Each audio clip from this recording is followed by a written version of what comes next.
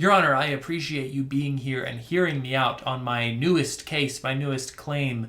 We may have closed the book on Evil Dead, and I may have accidentally killed 2 separate judges in that process, but this is a different moment. This is going to be something completely new. I have a new case for you today, and I would like to test it in this cyber court to which I have become so accustomed. The claim that I am testing today...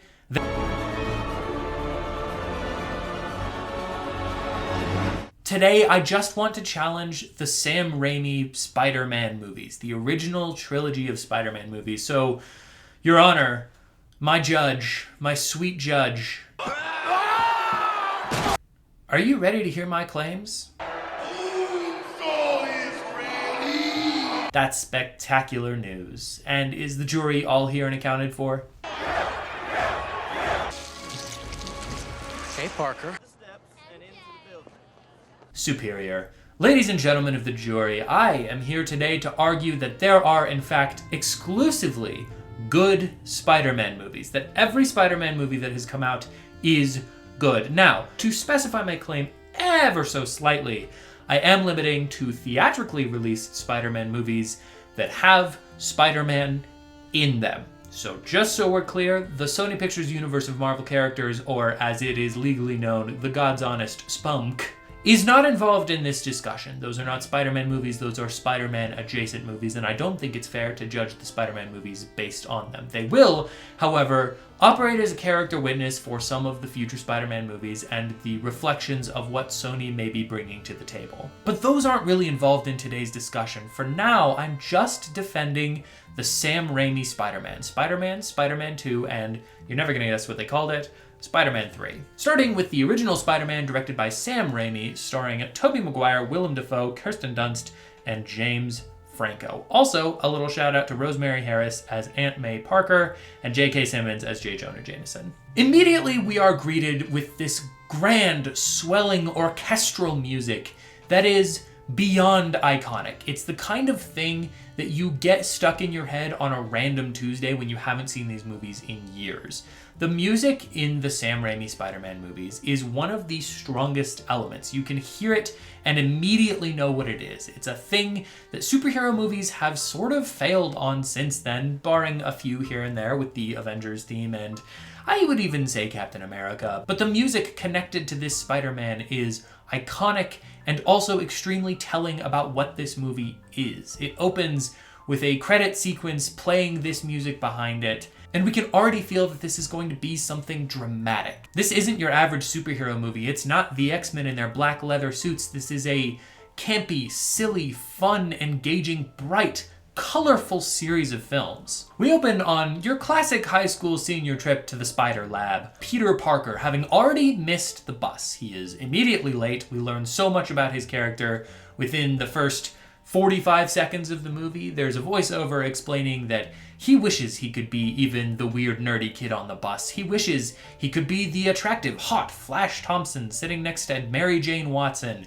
But instead, he's the dweeb. He's the dweeb who forgot to show up on time for the bus. He is extremely cool. We get a lot of character moments here. We meet Harry Osborn, Peter's friend and Norman's son. We meet Norman Osborn, who will eventually go on to be the Green Goblin. We meet Mary Jane. All of the pieces are put together here. We also get the first glimpse at what I think is maybe the best thing about these movies, which is Tobey Maguire knows exactly what movie he's in. I got a crash. Everything's fine. He has such a firm grasp on just being this exact kind of dork. It's a very specific, very sweet kind of dork. There's a great moment where he and Harry are talking, and he says, "Did you know that some spiders can camouflage their bodies? They can change their color. It's a self-defense mechanism." And Harry says, "Why would you ever think I'd want to know that?" And Peter says, "Who wouldn't?" The way that Maguire delivers this line, he is so sincerely, genuinely not sure who wouldn't want to know that weird fact about spiders. And it's that kind of wholesome, heartfelt delivery that's required to make this perfect combination of science fiction, semi-horror movie, comic book superhero movie, and soap opera. There's a lot of tones happening here, and I think under any other director, it would feel like a jumbled mess. But in this case, under the careful, sporadic direction of Sam Raimi, it all plays. Everything that is supposed to sing in this movie absolutely sings, and he directs the holy fuck out of this movie. Your Honor, I'm so sorry. Excuse my language. I did not intend to say that in this digital court of law, or whatever it is that's happening here. We never really defined exactly what this was. It's in watching this movie and defending all of his previous Evil Dead films that I begin to wonder, is Sam Raimi my favorite director? There's not a movie of Sam Raimi's that I don't like, and this is no exception. In fact, this may be the starting point. And I will grant the court that I have a bias toward these films because I did watch this DVD copy of Spider-Man and Spider-Man 2 and occasionally the Blu-ray copy of Spider-Man 3 that my grandparents got just for buying a Blu-ray player because it used to be a proper country. But my nostalgia does not cloud my judgment. You see, I've recently rewatched these movies and I've been getting extremely good at rewatching films with a completely fresh perspective, removing all of my previous bias and my assumptions about the film and just watching it for what it is. I've been practicing this in my series of MCU rewatch videos, which you can go check out now. The court and ladies and gentlemen of the jury. Probably shouldn't go like now, because we're in the middle of a court date. But after this, you can go check those out. But the thing that I realized watching these movies again very recently is that they are, much like the Evil Dead films, future-proof. Any concern for potential over-cheesiness or lack of tangibility for any future audiences is completely dissuaded by this extremely optimistic, very kind, a little bit cheesy, pseudo-50s happiness that just kind of shrouds the entire film. There is a sentimentality and sincerity to this movie that you just simply don't see very often in film, much less superhero films. You'll have a well-lit shot with a dramatic character moment that just lingers on that moment. We don't need a joke to make it lighten the tension. We don't need an action sequence just to have an action sequence. Everything in this film and in the subsequent Sam Raimi films has a purpose. There's intentional decision-making and craft behind these films. A perfect example of that is the moment between Peter and Uncle Ben in the car. It's the last time that Peter will get to speak with his beloved uncle, and we leave that with Peter being an absolute jerk. He is rude and dismissive to this person who's trying to teach him something in a way that a current Spider-Man movie simply could not do. I missed the part where that's my problem. Like, it leaves it in this very uncomfortable, dramatic tension that is then expelled by Uncle Ben's eventual death. It is such a powerful and sincere, aggressive moment where we are supposed to feel the grief that Peter Parker feels. He is allowed in these movies to make mistakes. In fact, he is almost encouraged to make mistakes in these films. Speaking of mistakes that Peter makes, we go very quickly into the cage match that Peter has, his first time being a version of Spider-Man. We get a fun little lampshading moment where he calls himself the Human Spider, and Bruce Campbell, from the Evil Dead movies you may remember, decides that in fact that is extremely dumb and calls him the Spider-Man, which I think is funny because we know that Spider-Man exists, and so we kind of go like, oh, it's that thing I know. But if you were presented with the Human Spider and then you were like, no, that's stupid, the idea of being like, but Spider-Man, that's something. I love that the movie is kind of uninterested in engaging with that is an equally stupid name. But the cage match itself is a wonderful way for us to get a little burst of action in this movie. It takes quite a while to get to this point. There's a lot of buildup, a lot of character in this, and Peter has gotten bitten by a spider. He's developing his powers. He's learning what to do. There's the scene where he has catches all the things in the lunchroom, a thing that they did practically, I assume, with a lot of glue. But then he gets this cage match where we get to develop his fighting style. He gets to kind of be the sardonic, fun, brash character that he's eventually going to turn into. And we see him make his first real tremendous mistake. And what works so well about this is A, we understand the drama of what's about to happen, and B, the choice that he makes is 100% justified in that moment. The scope of stakes for him as a character versus the story as a whole, to me, is such a brilliant touch in this movie because Peter has no idea what's going to happen. He thinks that he just got cheated out of all of this money and now he can get a tiny little bit of revenge. And when it happens, even though we know what's going to happen, The movie is so eloquently portraying what it's trying to say that we get a little feeling of that just vindictive joy, that glee of when you have exactly the right thing to say at exactly the right time. It feels so good, which means we also feel the regret after Peter learns what happens and that it's his fault that Uncle Ben died. And this is the interesting thing about the original Spider-Man movie. It is kind of two movies, and I have been accused of just now learning what acts are when I say this, but that's not what this is, just to be clear. The movie has a beginning, rising action, climax, falling action, and then another beginning, rising action, climax, falling action. It goes through the process of telling a story twice. And the first movie ends when Peter officially becomes Spider-Man, tracks down his uncle's killer, and ends up taking his life as well. A thing that Peter will feel the ramifications of for the next 2 subsequent movies. And the second movie picks up later. Peter has graduated, he has grown. He moves to the city with Harry Osborn. We see a montage of Spider-Man being Spider-Man and learning how to be a true hero in this world. And the second movie is when he gets to fight the Green Goblin. Speaking of the Green Goblin, 2 side notes on that character. One, Willem Dafoe does not get a lot to do in the first movie of this movie. But boy howdy does he make up for it in the second movie. We're gonna have a hell of a time. He sells the mustache-twirling, dramatic villain so beautifully that it feels like no one else could play the Green Goblin at this point. And we test that theory later on. I can't wait to talk about the Amazing Spider-Man movies. My second note for the Green Goblin is that I don't love the mask. I simply don't. I don't love any of his design.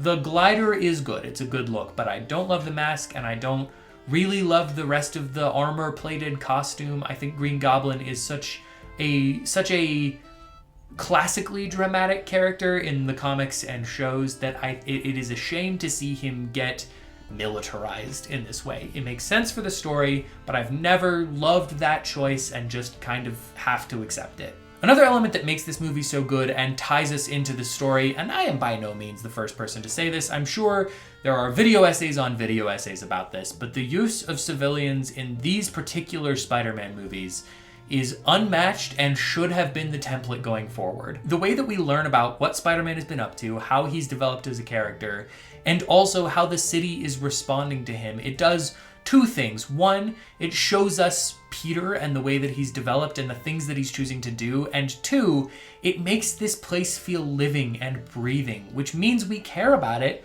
when the Green Goblin is attacking it. We care about this version of New York, not just the general concept of New York, because we get to see Peter Parker, Spider-Man, interact and affect people around him. And not in some big, huge fight scene kind of way, but in little character moments where they go, I think that guy's kind of hot. It just cracks the world wide open, and it gives us context for J.K. Simmons' J. Jonah Jameson, who is another perfect element of this film. He is one of the best things in the movie. The fact that we get maybe the perfect comic book casting, and he just delivers this beautifully hammy performance in this very fun, hammy kind of cheesy movie. It's an absolute blast. I would genuinely, if they ever wanted to, just watch an entire TV show about the way that he runs the Daily Bugle. You wouldn't have to have Spider-Man show up in it at all. It is not about that. I would watch The Office-style Daily Bugle with J.K. Simmons as J. Jonah Jameson. The movie is also uninterested in explaining many of the sillier aspects of what it is. And normally, when I say a film is uninterested in something, it's a criticism. In this case, it is perfect. This movie and these 3 movies know exactly what to deal with and what to give weight to. Case in point, Peter Parker brings photos of Spider-Man to J. Jonah Jameson. Photos that are not subtle about hiding exactly how he got these photos and who he is. But instead of J. Jonah Jameson going, yeah, so you're Spider-Man, he just accepts it at face value that Peter Parker must kind of know Spider-Man and be allowed to take his picture. It's the kind of Superman Clark Kent glasses thing that is, granted, silly, but silly in a way that makes it fun and a thing that you're more than willing to suspend your disbelief as long as the movie doesn't try to pretend like you shouldn't. It just works better for the movie if J. Jonah Jameson doesn't figure it out, so he just doesn't figure it out. It's the same problem as Peter deciding to put on a bodysuit and fight crime instead of using his incredible scientific knowledge to better the world. Does that make a lot of sense? No, but it's way more interesting, and the more time we spend justifying it, the more time we spend questioning it. To say that Spider-Man 1 is a heartfelt, tremendous superhero romp is not a hot take, and yet it remains true. This movie is a dramatic soap opera reflecting the comics that came before. It is a powerful superhero action film, and it's a little bit of a sci-fi horror movie. And all of those things play together so well under the direction of Sam Raimi. And as it stands on its own merits, this kind of makes me think maybe this is the perfect Spider-Man movie. I don't know what you could possibly do to make it better. Which brings me to Spider-Man 2. But before I get into that, Your Honor, if you don't mind, I would like to approach the bench for a sponsored segment. You're going nowhere. Oh, okay. Well, Spider-Man 2 was directed by Sam Raimi, and it stars everyone else that was in the first Spider-Man movie, as well as Alfred Molina as Dr. Octopus. This movie also opens with the beautiful orchestral sound, but this time paired with some incredible Alex Ross art recapping the first film. A thing that I greatly appreciate because Alex Ross is a, first of all, brilliant artist, and second of all, really good comic book artist. He has some really impressive comics work, and it's just wonderful to see these movies acknowledge the comics as much as they do. It's a dangerous line, acknowledging comics, because you don't want to make something too comic accurate, because a lot of the times those don't really translate to movies very well. But also, you need to appreciate what came before to appreciate what is. And these movies don't feel like the Spider-Man comics that were coming out in 2002. They feel like the Amazing Spider-Man comics that were coming out in the 60s. We then drop into Peter Parker's life where he is once again late. He's on the downswing. He is running to try to deliver pizzas. We get to see him swinging around New York delivering these pizzas, which is very fun, both as a character piece because it shows how much is going on in his life and how bad he is at balancing all of those plates, and also the CGI is phenomenal in this. It was very good in the first one, but it was very clear that they were still trying to figure out how all of it works. Spider-Man 2's CGI is gorgeous. It looks leaps and bounds better than the first one, and the first one, again, was not bad. I will also note that there are some really specific design changes to the suit that I greatly appreciate. I don't want to get too deep in the paint on the look of this suit because there are other YouTubers that are better for that than I am, but damn does this suit look absolutely perfect. It's a little bit shinier than the last suit, which I think is really cool, makes it feel sleeker. The blues and reds are just a tiny bit more vibrant, which just make him pop all that much more in the frame. It is a sight to behold. But I love the dichotomy of having this immaculately designed Spider-Man suit, and inside that Spider-Man suit is a Peter Parker who is falling apart at the seams and constantly tearing himself to shreds. In the last movie, Mary Jane confessed her love to him, and he was not able to bring himself to confess his for her. He doesn't want to put her in danger, and he's trying to protect everyone, including himself, and also get what he wants. It's the perfect Peter Parker conundrum. Does he do what is safe, or does he do what he wants? Both of which feel right in the moment. This movie just tears Peter Parker down to the studs, to the point that even his rent is not able to be paid, which, as a quick side note, my hottest Spider-Man take, a thing that, ladies and gentlemen of the jury, you may not love. I don't know if Mary Jane is the person for Peter Parker. I think Mr. Ditkovich's daughter is clearly more interested in him and also seems much nicer and probably wouldn't cheat on him and then with him and then sort of through him later in one of the movies. Oh, that sucks. I have no idea what the age gap is because I don't know how old Peter Parker is supposed to be in this, and I certainly don't know how old she is supposed to be in this, but let's assume they're both 25 and move on with our day. How's that sound? We are then introduced to Alfred Molina's Dr. Octopus, or Otto Octavius at the time. He introduces us to the idea of these arms that have the neural link, and he is trying to harness the power of the sun. He is a scientist with lofty goals. Again, a classic Spider-Man villain archetype. It is funny to me that these movies literally are just Peter Parker collecting father figures until they eventually turn evil and try to kill him and then die. In every movie, Peter must find a new father figure to love him, and in every movie, that father figure must pass clean away, go right to Christ. In the first act of this movie, Peter is disappointing people left and right. He's a very relatable man. Even Mary Jane, his best friend and the person that he truly loves, He disappoints her by not showing up to her play. Again, the series is devoted to this soapy, dramatic quality about it. It is funny that he doesn't show up to the play because his entire bike got just reamed by a car. I feel like you could just tell Mary Jane that. It kind of feels like if you got into an accident, she wouldn't be like, you're the worst. Although, this version of Mary Jane, it's not 100% a guarantee. But back to Dr. Octopus, I'm getting a little jumbled here. He is such a fantastic villain for this movie. He is a classic Spider-Man villain translated one for one perfectly to the screen. If I had issues with the Green Goblin costume, this more than makes up for them. He's a perfect combination of practical effects and CGI. He has this extremely heartbreaking villain origin story and then a scene that is ripped straight out of an Evil Dead movie, quite honestly, where he wakes up and the neural link is broken and the arms have taken over. And in much the same way that Willem Dafoe brought a very campy, aggressive energy to the Green Goblin, Alfred Molina also brings a campy energy, but it's a different kind of camp. It's a more dramatic stage play camp, where Green Goblin was a more psycho killer, qu'est-ce que c'est kind of camp. This is running a little long in the tooth, Your Honor. I apologize. Eventually, Peter ends up giving up his powers because he's starting to lose them. He decides not to be Spider-Man. Spider-Man no more. And I'm not always a fan of the superhero gives up their powers for a little bit because it very often feels like a budgetary restriction and not so much a story-based choice. But this is exactly what the character needed. He needs to learn how to be Spider-Man out of heroism and not guilt. It was at this point in the movie that I got so engrossed by just the general film that I forgot to take pretty much any notes until after the train sequence. Speaking of which, the train sequence is iconic and 100% for a reason. It is a well-directed, well-crafted, very engaging, exciting action sequence. It presents this very grounded challenge for Spider-Man that we've never seen him face before, and it allows him to connect with the New Yorkers. The scene where his mask gets taken off and they go, he's just a kid. He's no older than my son. I love that moment where the New Yorkers just learn a little bit about Spider-Man and they see him for a human being, not just the mask. I also love when Peter freaks out because he doesn't have the mask. The kids bring it up and they go, don't worry, Spider-Man, we're not telling anybody. It feels so beautiful and out of time, and I love that so much for it. The pacing of the film is so excellent. It all folds in and leads into itself.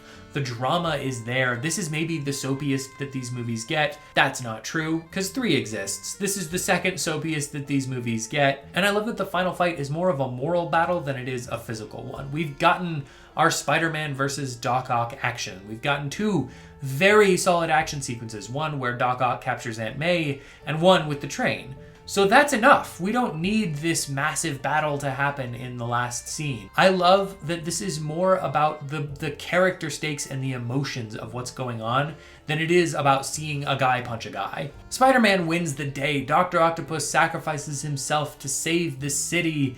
We have an emotional moment where Peter Parker reveals himself to Mary Jane. He doesn't reveal himself. He reveals his identity to Mary Jane. Spider-Man reveals his identity to Mary Jane as Peter Parker, and we have a beautiful moment where they realize that Peter gets to explain that he's always loved her, but he can't be with her.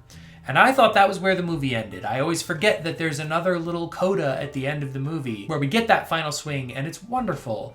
And then we jump to Mary Jane's wedding that she doesn't attend. She instead goes to Peter Parker, finding the love of her life and making the tangible choice to be a part of this, even knowing everything about him, which is twofold. One, a beautiful moment where these characters get to learn about themselves and get to achieve and accomplish what they've always wanted. And 2, the movie ends on this very strange, almost sad note where Mary Jane has made this choice and she just immediately feels the weight of it. I love that these movies aren't afraid of shying away from the character drama that comes with being a superhero, and I love that Spider-Man 2 doesn't end in this triumphant moment. It ends with, you got everything you wanted, but is that enough? Spider-Man 2 has often been considered the best superhero movie of all time, and certainly the best in this trilogy, and I think that's beyond fair. While I do think that superhero movies have perhaps ascended beyond Spider-Man 2 occasionally, I don't think that all of them do, and it's not a given. Spider-Man and Spider-Man 2 both work so well together because they are dramatic and character forward, but also have these beautiful action sequences and wonderful moments, silly, chaotic moments that just bring this series together. Your Honor, I really do want to approach the bench if you would be so willing. 3 minutes! Thank you so much. I have a free comic. It's called Edge of Bordertown. It's on johnbonart.com. And if you like comic books, and I assume you do because you've watched this long a video about Spider-Man, you should give it a read. It's 100% free to read on johnbonart.com. And starting literally 2 days ago, you can buy a physical copy, which is rad. And I'm very excited to share that with you. So go read that. And if you like this video and want to support what I'm doing here and what I'm doing with my comic, go to patreon.com/johnbonjour for even as low as $1 a month. You can read new pages of the comic a week early, and you can make things like this possible. That's all I got for you. Thank you so much for being here. Now, ladies and gentlemen of the jury and Your Honor, this is going to be the hardest fight I've ever fought. Please lock the cage doors at this time. This is something unexpected. This is the hardest movie I've ever had to defend in this series. Spider-Man 3. Don't start without me. They're gonna kill us both. Leak time! I have some broad thoughts about Spider-Man 3 and a defense of what makes it a good movie. I think people are generally wrong about Spider-Man 3, if not in the minutia, in the grand scale. But we'll dive into the story and get to that later. Spider-Man 3 opens in a new way. Peter is happy. He has everything he wants. He is handling everything well. He's with Mary Jane. He gets to be Spider-Man. People love Spider-Man.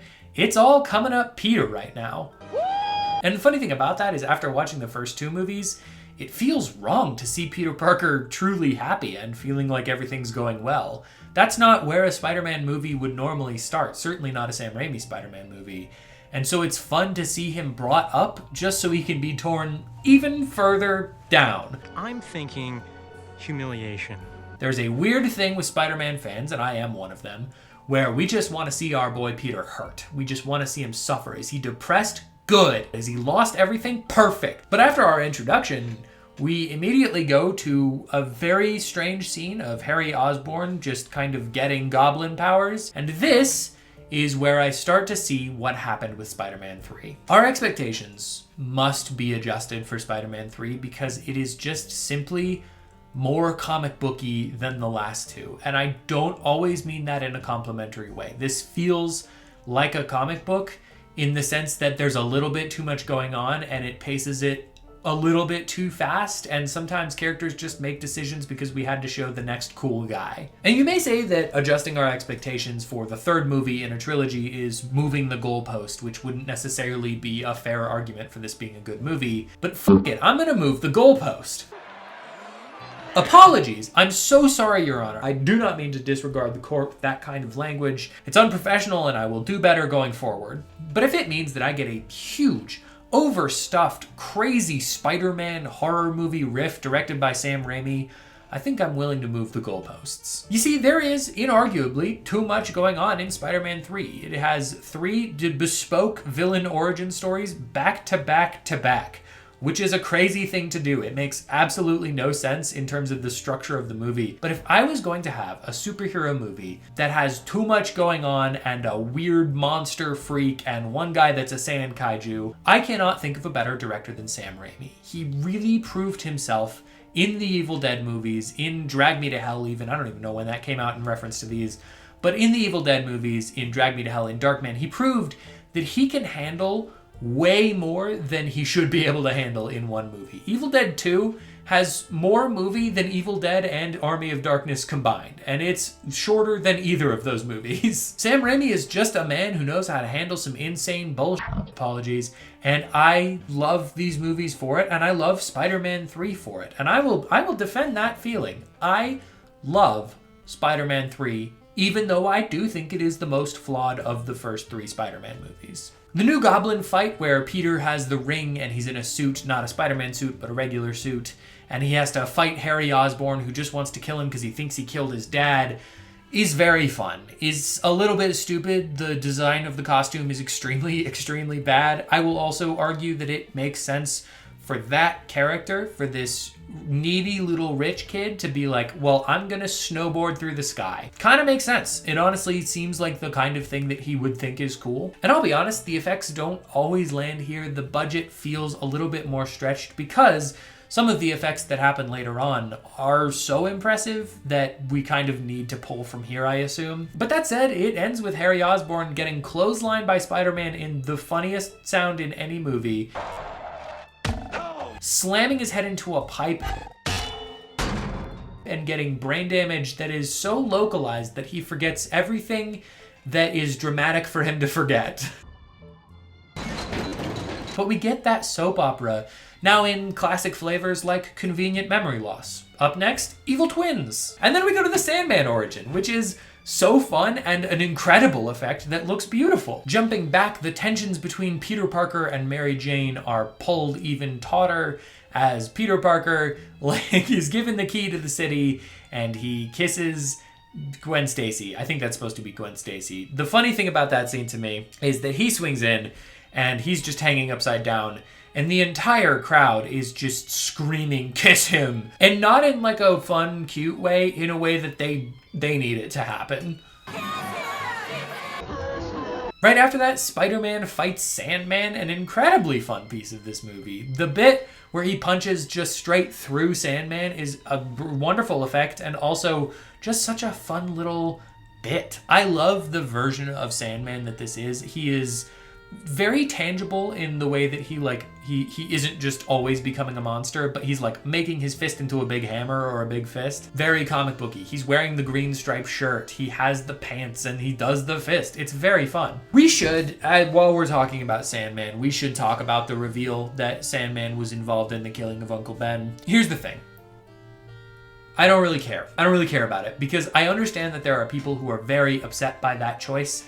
And I see a version of their point in that. You can be frustrated that they've changed something that is so integral to what makes the character, but I also think it changes it in a way that ropes Sandman into this and gives him a really interesting arc where he feels the ramifications of what he's done and Peter can reflect on him feeling the same thing. But it doesn't affect the fact that the guy that Peter got in the first one was also there for the murder. He may not have pulled the gun, but he was still a part of it. So it doesn't really matter. Like, he was still involved in it. He was still a direct responsibility for the death of Uncle Ben. So putting another character in there, to me, works relatively well. And I think the way that we're able to kind of interact with Peter's grief and what he's learned to forgive Sandman in the end of the movie, well worth it for a minor retcon. I mentioned it when talking about the first Spider-Man, but the music is so good in this movie. When Peter gets the black suit, the music shifts into a new theme for him that's a riff on the old theme. But it's sharper and darker, and I would even argue possibly more iconic, especially with the memes that have come out with Bully Maguire and all the jokes. This movie is full of fun little memorable memes and jokes. How's that sound, Tiger? In watching back through these, I'm shocked at how many quotes I pull from Spider-Man 3, like, "You'll get your rent when you fix this damn door." We also should talk about douchebag Peter Parker because he gets the black suit, he just becomes more and more of a piece of shit. Sorry. And I think everyone is wrong about this. And everyone who doesn't agree with me. The general consensus on this scene, the scene where he is douchebag Peter doing his little dance down the street,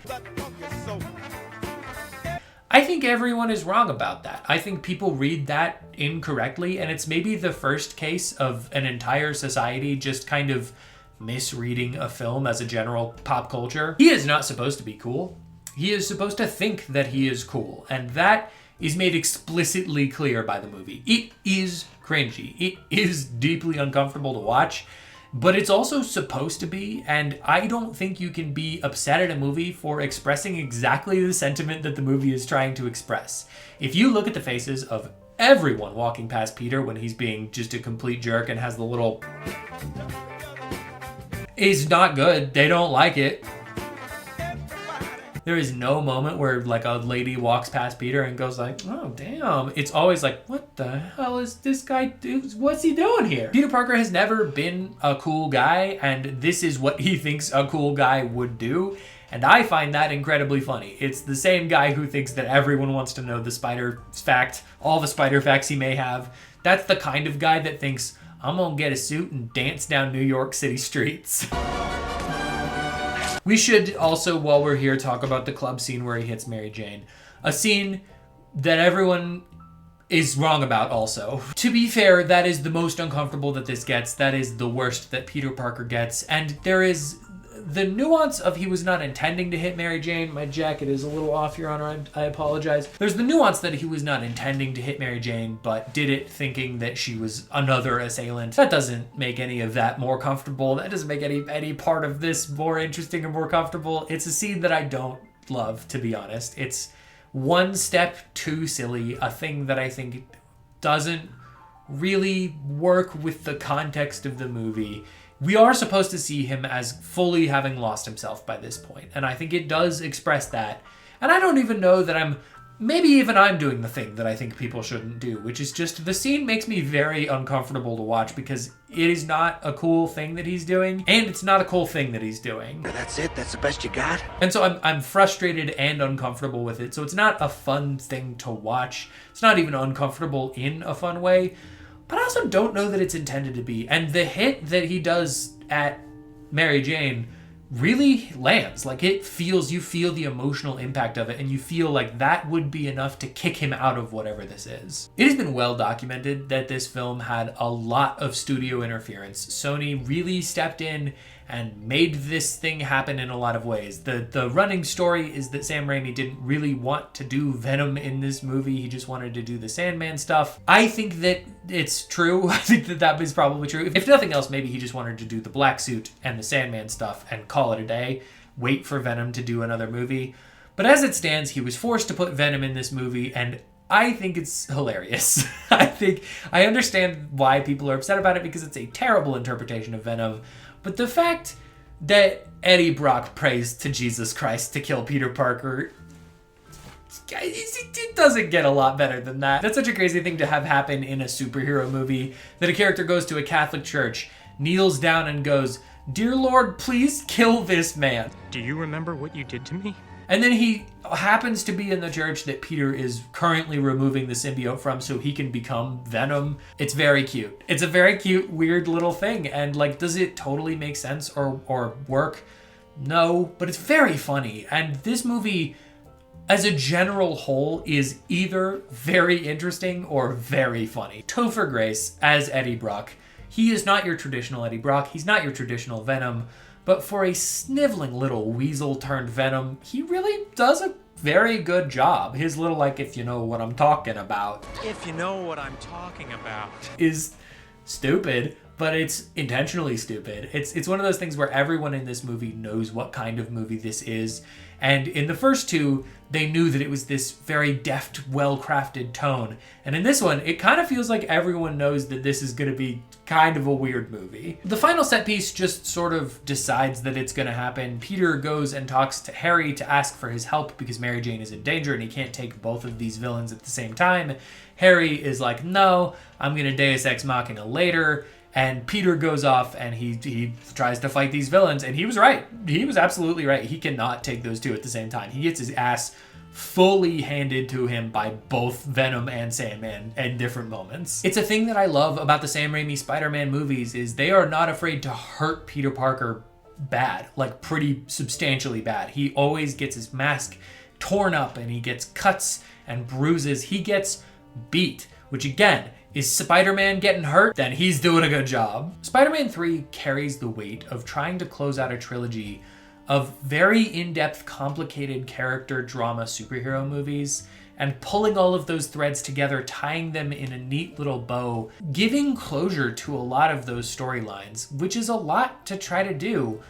And then it adds 2 new villains. And yet, it doesn't buckle under the weight of what it's carrying. Granted, do some of the moments not land? Absolutely. I would argue that, again, this is the worst of the 3 Spider-Man movies, but that doesn't make it bad. Just because it's not as good as what is arguably the best superhero movie ever made, does not a bad movie make. At the end of the day, this is a very fun, very good Spider-Man movie. It's comic booky and silly. The action is well choreographed and it looks beautiful. There are lots of wonderful moments. The good vastly, in my opinion, outweighs the bad. So while it may not be perfect, I still think it very comfortably lands in good. And that closes out the Raimi trilogy, which I consider to be an exceptional, bombastic run of superhero movies. They love me. They capture a very specific tone of Spider-Man, that classic comic book soap opera style that kept readers coming back month after month. And I think there's a reason we keep coming back to these movies.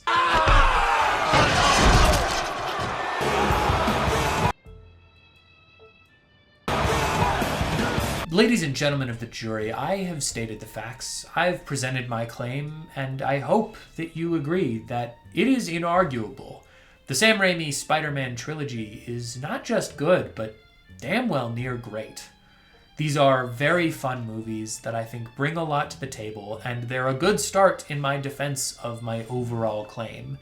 Next week, if Your Honor will allow, we will be studying, carefully, delicately discussing the Amazing Spider-Man movies, which I'm very interested to see how that goes, because, and say it with me now, they're... What's up? Last week's court date was, if I'm being honest, light work. Yeah. Sure, I had to defend Spider-Man 3, a movie hated by many, but I was also able to rely on the goodwill coming from Spider-Man 1 and 2. I saw that video. I'm in a meeting. But today, well, this might be my toughest case yet in cyber court. You see, I'm on a mission to prove my claim, a claim that has brought me to a jumbled duology of films that are maligned in the court of public opinion. A claim that has given me the power, yes, but more so the responsibility to defend the Amazing Spider-Man movies. How's that working out for you? If the court allows, I am here to bring justice to the films that brought us the best on-screen Spider-Man, and that is an opinion, but it is also a stone-cold fact. Excuse me? In hopes of proving that...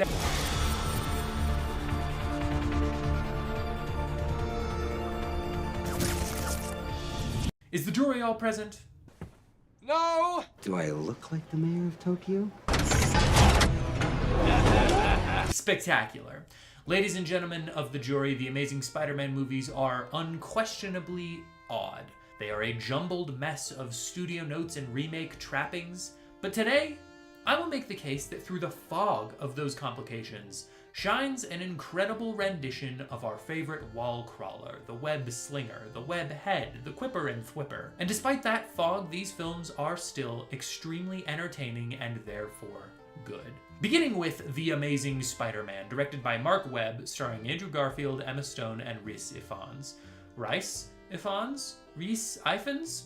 Tough to say, could've looked it up. Amazing Spider-Man opens with a short flashback to Peter Parker's parents leaving, possibly to go study spiders in the Amazon before they die. Then we drop into the high school life of Peter Parker, who rides a skateboard, takes creepy stalker photos of Gwen Stacy, and tosses his perfectly coiffed hair left and right. A fun little side story about that perfectly coiffed hair. Well, I was a somewhat rotund child growing up, and I went to go get a haircut at a barber, and when asked what I wanted my hair to look like, I showed her a picture of Andrew Garfield from the Amazing Spider-Man movies, and she said, direct quote, "Honey, I can cut as many hairs as you want, but you're never gonna look like that."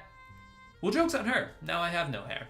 What? I should note some quick backstory. Spider-Man 3 came out in 2007, and The Amazing Spider-Man came out just 5 years later in 2012. This was an incredibly short turnaround time for a full series reboot, and it speaks to, if I'm editorializing just a little bit, just how reactionary Sony's production process truly is. This is a truth that, much to my great shame, I will not be able to fully uncover because it is most notably seen in the Sony Pictures universe of Marvel characters, or the God's Honest Spunk. Spider-Man 3 didn't do so well critically. It did fantastic financially, but it didn't do so well critically. So instead of fine-tuning and making some adjustments, they canceled the already pre-production of Chapter 4 and started over entirely. Gone was the comic book soap opera of Sam Raimi's work. Instead, they hired Mark Webb, known for the indie rom-com 500 Days of Summer. It was clear that they were going in a completely different direction. Whether or not that panned out was yet to be seen. Immediately, we are introduced to the best element of these movies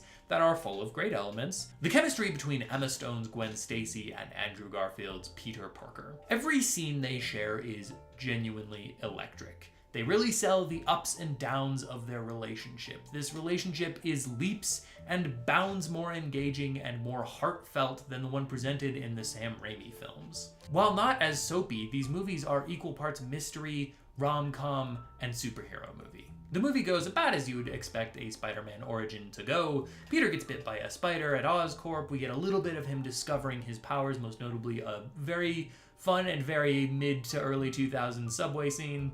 As remakes go, this one plays it relatively by the book. But it does have a veneer of 2010 science fiction to it that, for my money, differentiates it enough to make it feel unique and have a life of its own outside of the other Spider-Man movies. The story wisely connects Peter to Dr. Connors, who eventually becomes our villain of the film, The Lizard, through Parker's parents and the scientific work that they were doing. It allows Peter to use his love of science in a tangible way and his eventual love of being Spider-Man, and ties them together in a well-constructed bow. This movie, while an odd choice, franchiseally speaking, operates as a very fun high school movie, then a very fun rom-com, and then a very fun Spider-Man movie. And those work together for exactly one reason: Andrew Garfield. Just one Spider-Man. Or woman, we don't know. For sure. Well, him and Emma Stone, but Garfield has to carry this movie, and he does an eloquent job of it. This is especially true in some of the darker, sadder sequences. When Uncle Ben dies, Garfield plays Peter as a lonely, broken kid who doesn't know what to do, and he's genuinely brilliant at it. One of the core tenets of Spider-Man as a franchise is that he carries the weight of the world on his shoulders, and Andrew Garfield has very well sculpted shoulders to carry the weight of the world. An interesting thing about this movie is that we don't see Spider-Man until just under an hour into the movie, but when we do, oh boy, yeah. Oh boy, yeah. We should discuss the suit, because I know that it's controversial. I would even argue that it is a reflection of Sony wanting to make this its own thing. But it is gorgeous. It is a tactile, tangible texture that feels more believably handmade. I also love how shiny it is. This is a well-crafted suit that, while it doesn't look like the classic Spider-Man suit, it has its own feeling and it creates its own tone for the movie. The only thing I'm not obsessed with is the yellow eyes. I don't even hate them, they're just not my favorite thing on the suit. You slap some slightly larger white eyes on this motherfucker and you have a perfect Spider-Man suit. Apologies, Your Honor, I don't mean to dishonor the court with that kind of language. Thank you. In terms of action, there are two standout scenes. First, the bridge sequence. We get a little bit of Spidey versus Lizard action, but what's more important is the emotional moment when Spider-Man saves a kid from falling off the bridge. It's this expertly crafted beat where Peter Parker officially becomes Spider-Man. Who are you? Spider-Man. He learns what it means to be a hero, that he can be more than just an act of revenge. There is a vein of sincerity throughout these two movies, a core of sincerity. It allows for moments like this and the crane moment later on when all the construction workers come together to help Spider-Man. Without the heart behind it, those beats would fall flat. They would feel like studio notes. But with them, an entirely new atmosphere is created around these movies, and around this movie specifically. It's clearly darker, it's clearly more intentional, and it's clearly more heartfelt. The second action sequence more worth talking about is the final fight sequence on top of Oscorp Tower. It is a really solid, classic Spider-Man final fight. Peter has to juggle wanting to save everyone, including the villain, and trying to stop whatever the current threat is. It's always shifting the dynamics of where the threat is and what he needs to fight. We also see the fruition of one final thing that sets these apart, the detail in the way that Spider-Man moves, more acrobatic and quick, and how his webs look and sound. As much as all of that doesn't sound necessarily important, all of those little touches are integral to the vibe that these movies have. All the way down to the mechanical clicks that happen when Peter shoots his web. The way that he swings and climbs up his web in the final swing, the way that he's bouncing around off of walls. This movie is so intentional about building a Spider-Man that feels somehow both Spider and man. I should also note really quick about the Lizard. The CGI is phenomenally good. I don't love the design. I love the design from foot to here, but I don't love the design overall of the Lizard. It's just not my favorite look for him. I think the humanoid face is a little strange. It has been compared to the Goombas in the Mario movie, and I think that's valid. I think it's a fair comparison. That said, it is fun to see a Spider-Man villain that we've never seen on screen, and I think generally speaking, it is a good adaptation of that villain. I think that there's a world where maybe if we had gotten Amazing Spider-Man 3 or 4, maybe we could bring the Lizard back and mutate him further to be more of the Lizard that we know and love. And a criticism thrown the way of this movie very often is that the Lizard's plan is stupid, which is true. It's true. I mean, it doesn't really make a lot of sense when you realize that the toxin that turns people into a lizard is going to wear off eventually, and then people just will have been lizards for like a day in New York, which is obviously strange and not fantastic, but not the end-all be-all plan for the lizard that he thinks it is. That said, I think it's good that it's kind of dumb. It's the lizard. It's Spider-Man, a man who dresses in spandex, fighting a guy who turns into a lizard. It's okay for the villain plan to be a little bit cheesy. This is a minor criticism of the movie, but I think it's important to be fair to it.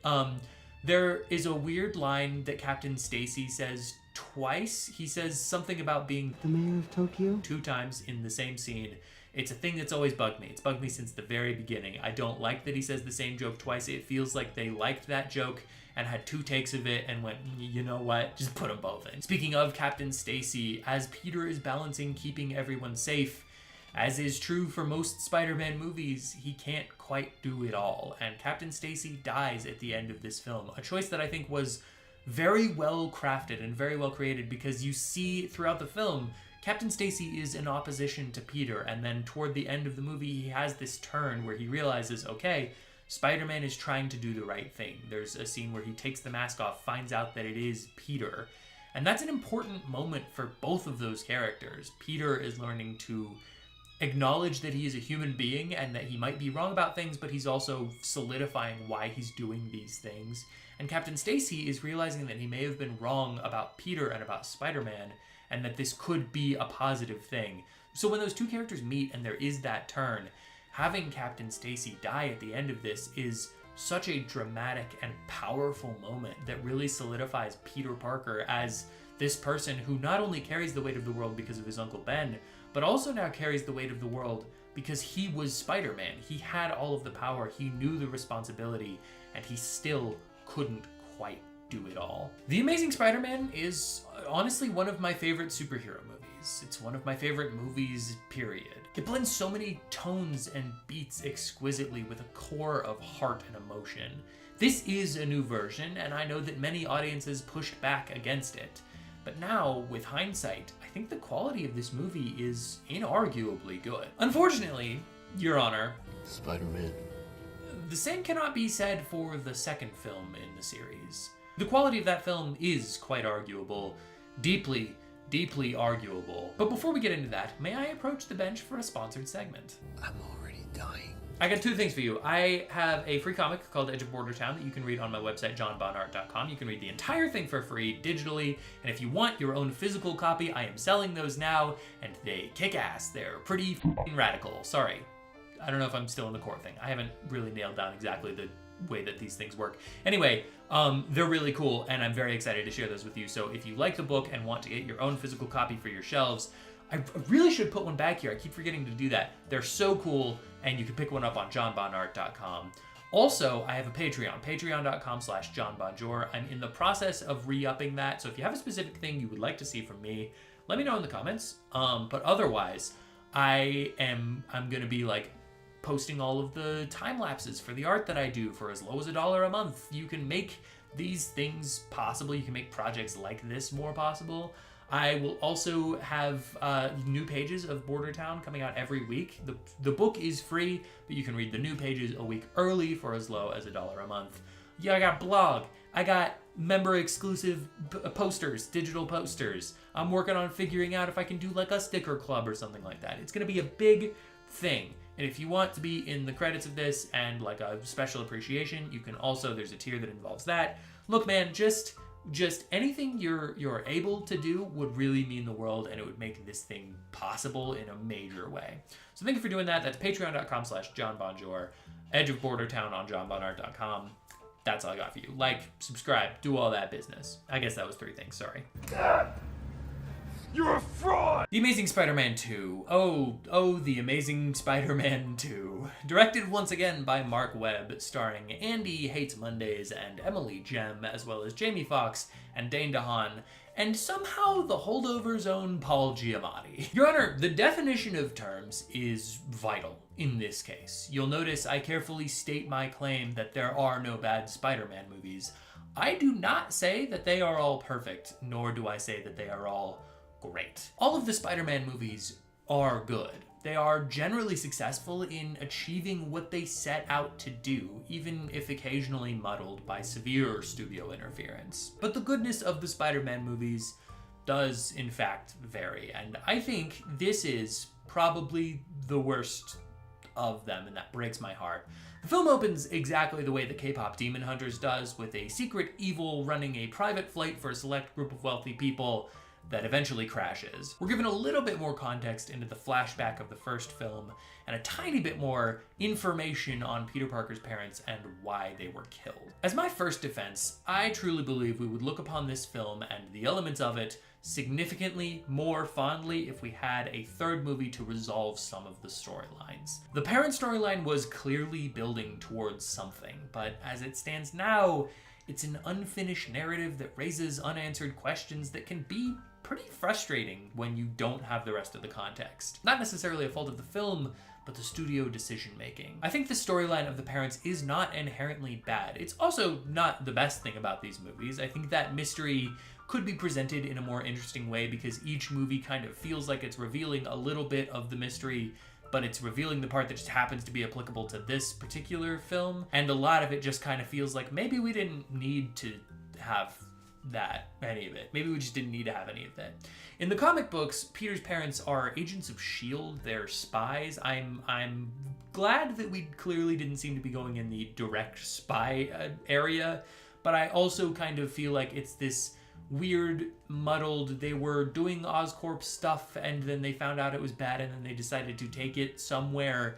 As it stands, it feels more like a J.J. Abrams mystery box than it does a cool mystery to solve. But the movie then quickly moves to the single best 7 minutes of any Spider-Man film. I'm going to talk about this opening sequence for quite a while, so buckle up. The setup of the scene is Peter is on his way to his own graduation. He is swinging through the city as Spider-Man, and he sees a runaway truck tearing through the city, and he has to stop it and save people along the way. First and foremost, the digital effects work in this sequence, and really in the movie, should be studied and then put in the Hall of Fame. The suit texturing, the fluidity of the swinging, paired with the dynamic camera work and lots of practical car crashes mixed in, make this scene absolutely electric. No pun intended for this movie. Not to mention that in a world of Captain America Civil Wars and Batman vs. Superman's, the colors of The Amazing Spider-Man 2 are rich and vibrant. Spider-Man's deep reds and blues put up against a pastel brick of New York City feel like a comic book put to screen. Speaking of the deep reds and blues, this suit rules. It's the best Spider-Man suit. I'm not even sorry about that one. It's the best Spider-Man suit put to screen. The textures, the colors, the huge white eyes, the way that it's a little bit glossy, it's all genuinely perfect. We also get a taste of the new Spider-Man, making little jokes the entire scene. He's just out there quipping and thwipping the Spider-Man way. Everything about this scene, down to the very hammy Paul Giamatti performance, works. And it leads perfectly into his graduation. What should be the greatest day of young Peter's life is under the shadow of the death of Captain Stacy and the promise Peter made at the end of the first film to leave Gwen out of it. There are lots of valid criticisms of The Amazing Spider-Man 2, many of which I will personally agree with and get to in this particular court case. But the story of Peter, torn between Gwen and Spider-Man, torn between wanting to involve someone he loves and wanting to keep her safe, is not one of the issues. Once again, the Spider-Man franchise graduates from high school rom-com to dramatic soap opera. Gwen breaks up with Peter for being indecisive, and Peter more or less becomes Spider-Man exclusively. He puts his all into being the vigilante, all while still watching over Gwen. One thing I want to make dead sure to mention is that this movie has an immensely wonderful physical comedy styling to it. It takes cues from Buster Keaton and Charlie Chaplin to show us a playful Spider-Man, one that would joke through the pain, one that would feel everything and still laugh. I mentioned before that there are plenty of valid criticisms, which brings me to Electro. The main villain of our story, or at least the first story of our story, is Max Dillon, an electrical tech working for Oscorp who ends up getting big electrocuted on his birthday. The issues with Dillon do not rear their ugly head until well into the film, and I'm sure that we'll get to them. I know there are lots of people who don't like how silly he is in the first bit, but watching it again, I really love it. Sure, it's a little goofy, but every day his performance becomes more relevant to people today who genuinely can't have a conversation in person. And it falls back on the same sensibilities that the Lizard do, which is just, he is a comic book villain who gets bit by eels and gains electric powers. It's okay, maybe, to have him be a little silly. This movie is a real Spider-Man 3 of a thing, because right after we introduce Max Dillon, we also introduce Harry Osborn, played by Dane DeHaan, Angry Eyebrows himself. All right. As he learns that he has a case of the big bad goblin disease. Right as Peter learns of Harry's father's death, Gwen gets a call from the University of Oxford, then Max falls into a vat of eels and gains superpowers, and here is the real big problem with The Amazing Spider-Man 2. All right, laundry sheriff. There is too much movie in this movie. Once again, Sony Pictures, and one man in particular, display a severe lack of patience and wisdom, and decide to put 3 villains in one movie that don't connect to each other at all. As well as a social drama and a spy thriller mystery, there's just too many things going on in this to give everything the time that it needs to develop. It is so clear to me that within this film is the single best Spider-Man movie ever made. If Harry was just introduced, maybe even asks Peter to help him get Spider-Man's blood, but didn't just randomly turn into the Green Goblin at the end of this movie, it would be 10,000 times better. Then you could make the sequel to the film the capping of the trilogy, the Green Goblin storyline and the death of Gwen Stacy. But instead, we just jam movies 2 and 3 into one film that moves at a breakneck pace and has no room to breathe. And I'll be honest, if each individual element of this didn't work as well as it does, this problem would absolutely sink the film. It has sunk several other films, some of which produced by Sony in the past. But almost all of the movie's ideas and sequences on their own merit work extraordinarily well. Peter and Harry's chemistry is perfect. Electro's story and action sequences are fantastic. Hell, even the ending of the film hits so hard that it almost makes you forget that it doesn't fit in this story at all. Back into the story, Max Dillon is reborn as Electro, and I really like the blue look. It's not the classic Electro look, but I think it fits this universe and it's a cool vibe. It's a cool thing. Not being from the specific comic does not make it bad. It's also paired with a very fun musical theme. The music overall in this movie is fantastic. It's loud and expressive. It isn't subtle by any means, but it fits the maximal comic book feeling of the film. Later, Peter and Gwen reunite for a classic, totally friends, definitely not in love date, and once again, their chemistry is off the charts. It's the emotional core of the duology, and for a reason. The movie then quickly moves to our first interaction between Spider-Man and Electro in Times Square. Another thing that I just adore about this Spider-Man and this particular film, Peter saves so many people. He isn't just a big spider-themed punch machine. He gets the opportunity to keep everyone safe. That's who Spider-Man is, and this movie weaves it in seamlessly. This scene is also a really well-written sequence. We know both characters are seeing the scene differently, and we see both of those views and how they end up in a miscommunication where Electro thinks Spider-Man is stealing his thunder. Again, pun not intended. Not to mention, it ends with saving the people on the stairs of Times Square. One of the coolest things Spider-Man has ever done, presented beautifully. The movie does finally, thankfully, take a little breather after that to explore some of the emotional angles. Harry asks Peter for his blood, Gwen weighs going to London, and Peter finds out his dad has a secret hidden train lab. Sure. Harry breaks Electro out of prison after Peter won't give him his blood as an act of revenge, and the movie splits. It fractures. It breaks in two. You see, on the one hand, you have the final battle with Electro, one of the best Spider-Man final fights ever, with beautiful effects, lots of creativity and verticality in the fight choreography, and a unique and fun sound design. It even has the fruition of the arc between Gwen and Peter, Gwen making choices for her own safety and Peter learning to trust her in that and lean into her instead of away. And if the movie had ended there, I think this would maybe be the best Spider-Man movie to date. Unfortunately, on the other hand, Harry gets his powers from the gallery of Spider-Man villains, and forces his way into the end of the movie. It is inarguable that Green Goblin does not fit in this film. He just doesn't. Okay. And yet, the saving grace of this movie holds true. The sequence is so good that it almost doesn't matter. The Goblin design, perfectly fine. I have no issues with it.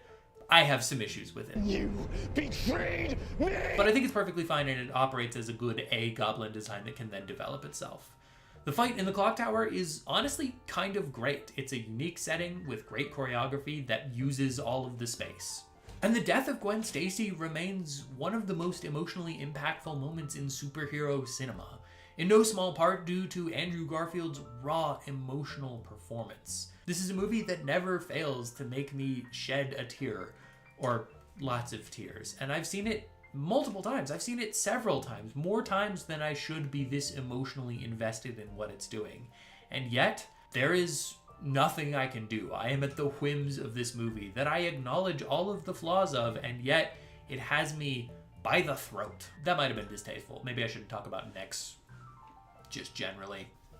The Amazing Spider-Man 2 is... Oh, right! Rhino's in this! A sentence that I assume was said in the pitch meeting for this movie. Paul Giamatti is a very silly rhino, and I wish that he was grafted into a rhinoceros suit, but this is honestly fine too. The movie ends in a dramatic, emotional place where Peter comes back to being Spider-Man in somewhat of a reflection from the bridge scene in the first movie. There's a kid in a Spider-Man suit who's ready to stand up to Rhino. Spider-Man lands behind him, says, "Good work, kid, but I got this one from here." And the movie is basically over. I should note that it ends on a shot that was in the trailer, a thing that Sony, just loves to do. And it's the most infuriating thing in the world. It's like when I saw this movie in theaters, and I was so excited to see Spider-Man fight the Rhino, and then the movie ends with Spider-Man about to fight the Rhino. I still haven't healed from that. The anger is still deep in my heart. Anyway, The Amazing Spider-Man 2 is a tightrope walk. Really, it's more of a guy who just learned how to tightrope walk. Really, it's more of 6 guys who are expertly good at tightrope walking, all crossing the same line over Niagara Falls at the same time. It has too much going on, and it clearly suffers from an overabundance of listening to very much the wrong input. There's a very notable set of emails that were leaked where Kevin Feige, the leader of the MCU currently, gave some very true criticisms of the movie that we all felt, and Sony just went, this guy doesn't know what he's talking about. And yet, through that foggy exterior, a brilliant Spider-Man movie shines nonetheless.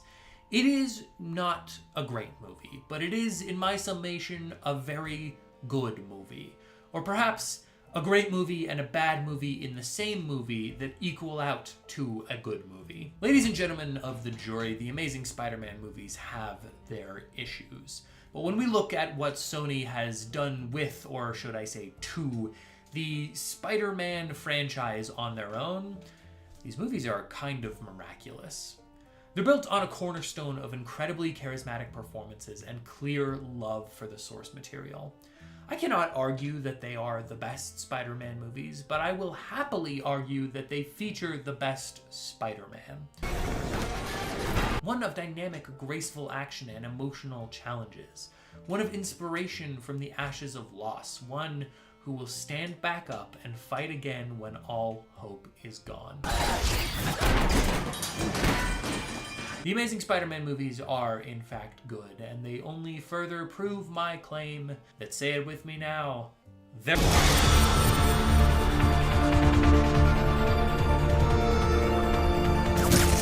Thank you once again for hearing me out in Cyber Court. It feels like just last week we were talking about the Amazing Spider-Man movies.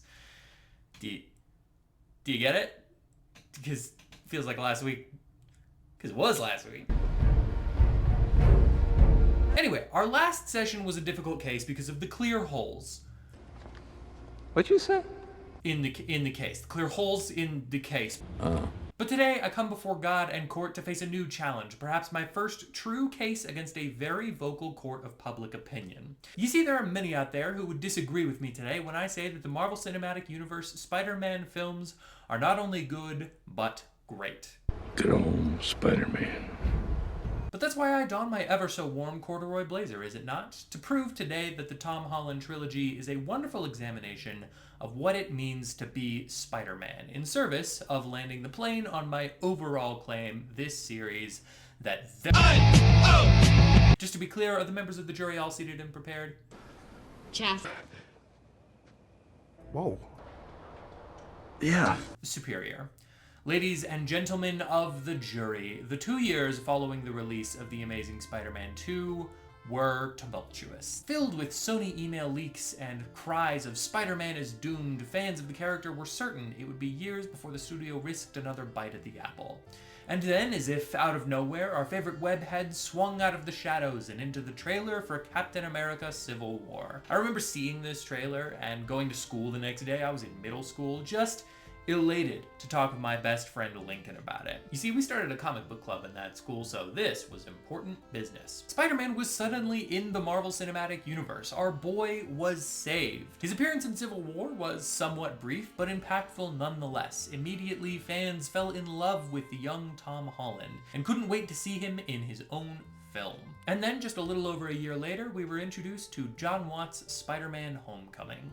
The first 20 minutes of this movie immediately set the tone both for this film and for the trilogy. It opens with Adrian Toomes, played brilliantly by Michael Keaton, getting his entire team taken off the cleanup job of the mess made in the first Avengers movie. Then he decides to take matters into his own hands. We jump ahead to the events of Civil War as seen through the eyes of Peter Parker, which is a very fun little thing that makes it look like a short film shot by Peter Parker. In the aftermath of that, as Tony Stark drops him back in his home in New York, telling him they'll be in touch. We then jump ahead again a few months and live a day in Peter's life, going to school, grabbing a sandwich at the local deli, and patrolling as Spider-Man. This first section of the movie sets up three very important things. First, this is an MCU movie, through and through, and it isn't shying away from that. Spider-Man is far from the only superhero in New York, much less the universe, which immediately places him on the bottom of the totem pole. Where in any of the other Spider-Man movies, Peter Parker is the most unique and powerful man alive who just can't show it. In Homecoming, he's the least special person among his peers. And secondly, it establishes that this is a very young Peter Parker. The trilogy matures And secondly, it establishes that this is a very young, immature Peter Parker. The trilogy follows him through his high school career and matures alongside him. Which means, in turn, that Spider-Man Homecoming is the most jubilant, optimistic, kind-hearted movie in the bunch. And I mean in any iteration of the character. It's also the one that develops his full character the least, in the sense that it really only gets us to the status quo of power and responsibility by the end of the film. Where normally that would be the first act of any other Spider-Man movie, that takes its time to establish itself. And this is a point of major contention with this film and the trilogy overall, which I can very much empathize with. There's a very vocal minority of Spider-Man fans that vehemently hate this Spider-Man because he doesn't follow a lot of the traditional paths that an adaptation might normally take. Peter has a mentor in Iron Man. He has a friend in Ned Leeds who doesn't get brain damage and turn into a villain. Hell, he even accidentally reveals his identity to Aunt May at the end of the first movie. This is a non-traditional adaptation of Spider-Man in a world of other factors that draw him even further from the core of what the character normally is. And yet, that does not a bad movie make.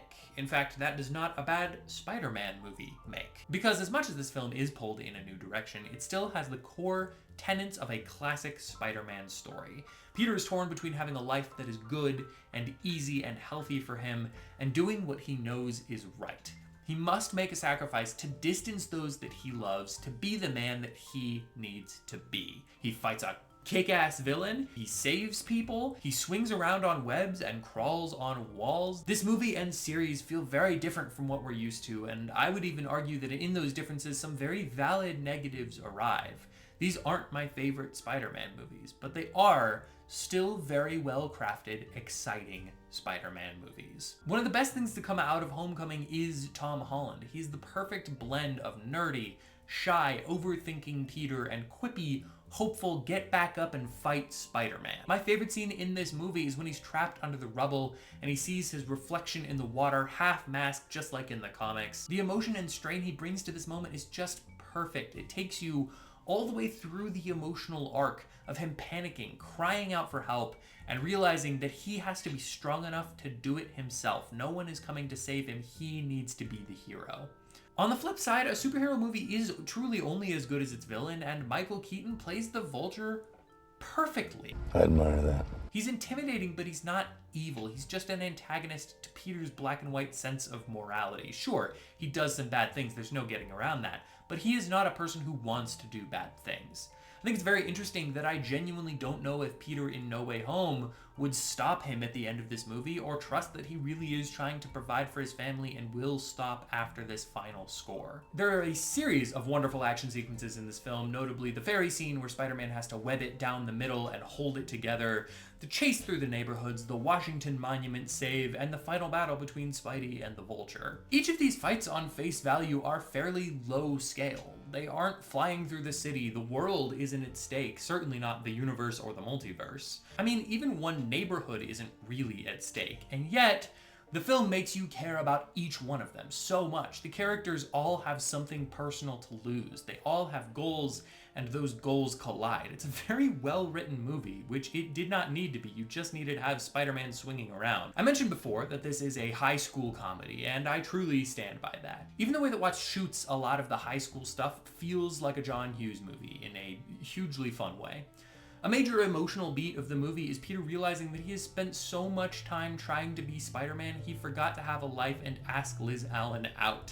So much of this trilogy is rooted in Peter being a kid, learning to carry the weight of the world on his shoulders. The movie is shot and lit well, the costuming is very good, although admittedly reliant on CGI, and the performances are rock solid. One final note, I will talk about this more later probably, but the Iron Boy Jr. complaint is very likely most relevant here or in the Avengers Infinity War, which we will not be covering today, so I might as well quickly discuss it here. I cannot take seriously anyone who watches this movie and legitimately comes away with the take that he is just an Iron Man clone. Peter's entire arc, his entire emotional character arc in this movie, is learning how to be Spider-Man without the help of Iron Man, learning to shoulder the responsibility on his own. He's given a lot of Iron Man tech in his suit, but when that's taken away, he still has to be Spider-Man. He has to continue fighting for what he knows is right, and when given the opportunity to have it all back and more with the Iron Spider suit, he says no. This is a man who values the little guy. That is the emotional arc. He ends the movie by saying, no, I don't want that much power.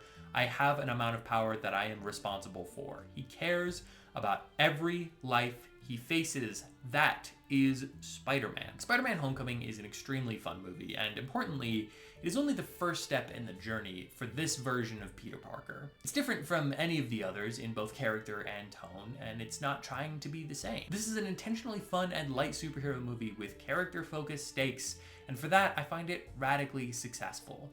Of course, as is the nature of the universe, our next outings with the Webhead aren't his own movie. He shows up in Infinity War, dies, and comes back in Endgame, which makes discussing the next movie a little strange. There's a little gray area in there, and that's where you operate. Spider-Man Far From Home, also directed by John Watts, reveals an odd thing about these movies. It is the second in Tom Holland's Spider-Man trilogy, but it's a sequel to Avengers Endgame, in much the same way that the first is a sequel to Civil War. It has far more to do with the death of Tony Stark than it does with any of the choices that Peter Parker made in Homecoming. We're catching this character years later after he's experienced some very impactful things in his life, which means just watching this movie as a part 2 kind of doesn't really work. That paired with the approach of this vacation comedy instead of a high school comedy, it's at a severe disadvantage from the start in terms of cohesion.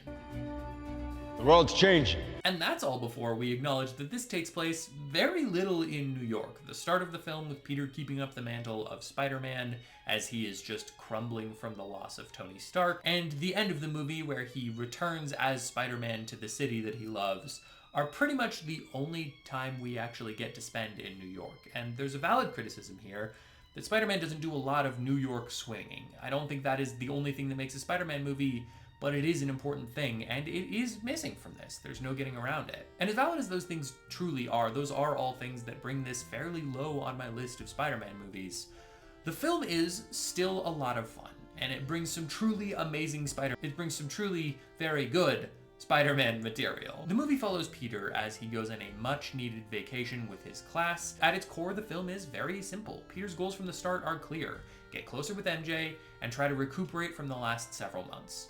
But throughout, he keeps being thwarted in these goals. Nick Fury asks for his help, gives him missions that take him away from his class. There's a new hero named Mysterio, played by Jake Gyllenhaal, that we can't quite get a read on, and elemental monsters keep attacking the globe, coming from different dimensions. There's a lot going on in this movie. As much as this is the furthest we will get from a classic Spider-Man movie, I can't help but love this odd little thing that it is. And I think a lot of that comes down once again to Tom Holland and his villain counterpart. This asks the most of him that the series has yet, emotionally balancing grief and the start of a budding new relationship. Speaking of which, this is where Zendaya gets a chance to shine more as MJ, and shine she does. Once again, she isn't the traditional interpretation of the character, but she is what the film needs her to be, which will always be a better creative decision. And on the other side, we have all-time great Jake Gyllenhaal as Quentin Beck, who we eventually learn is the villain Mysterio. Of course, if you're a Spider-Man fan, which I assume you are, this isn't all that shocking to you. But the movie very successfully convinces you that maybe he's a hero who will eventually turn evil. You end up kind of loving the man that he claims to be, so when the reveal comes that he was someone wronged by Tony Stark, it hurts all the more. Once again, I feel the need to mention that the connection to Stark is not a fair criticism of this movie. You could argue that what's missing is Quentin Beck's connection to Spider-Man, but that's never really been the Mysterio thing. He is just kind of a random guy without a lot of connection to Spider-Man. I think connecting, say, a Doc Ock to Iron Man would be much, much worse than Mysterio. This is a good choice that deals with the thematic ramifications of the movie. While we're on him, the Mysterio illusions are a phenomenal add to this movie. They bring such an excellent visual burst of energy and allow the film to go a little bit more maximalist than the last was, especially in the train sequence. They also allow Peter to develop his powers and figure out his spidey sense, which I really like. I know some may find the development of the character a little too slow as it takes place over 3 business films, but I really like that it ends up showing us a growth in his power set and abilities throughout the trilogy. Speaking of growth, Peter Parker's arc is, granted, fairly similar to the last one on paper. He must figure out where he fits in this world and the responsibilities that he holds. But in this film, I appreciate that he realizes he doesn't need to be everything to everyone. He can trust his instincts and fight for what's right.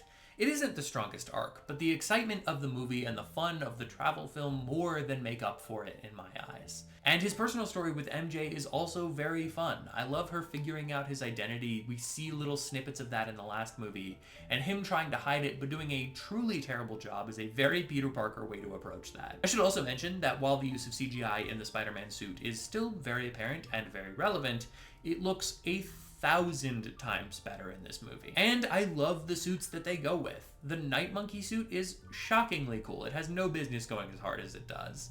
And I adore his final suit in the movie. That deep red and black with the web wings, it all just plays. There's honestly less about this movie for me to say than the last one or the next one, but Spider-Man Far From Home is, at the end of the day, a very energetic, extremely fun superhero movie with gorgeous visuals, creative action sequences, and wonderful performances once again. It's hard not to love. Your Honor, I will be addressing Spider-Man No Way Home, but may I, if you don't mind, approach the bench for a quick sponsored segment?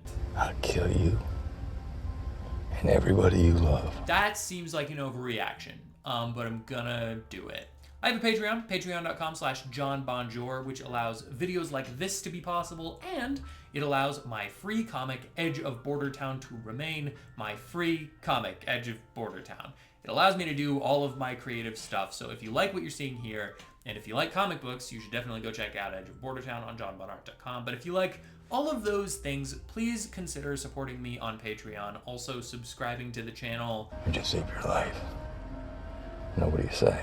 Thank you for your time. I tried to make that one quick. Ladies and gentlemen of the jury, discussing Spider-Man No Way Home in the year 2026 is a very interesting proposition. The general consensus on the film has changed drastically from initial release to home release to re-release to now. And so, while I do think public perception is a factor in assessing the success of a film, in this case, I can't say that I find it pertinent. If you go on YouTube right now, you will find hundreds of discussion pieces and reviews of this movie ranging from adoration to vitriol. Thankfully, we're not on YouTube right now.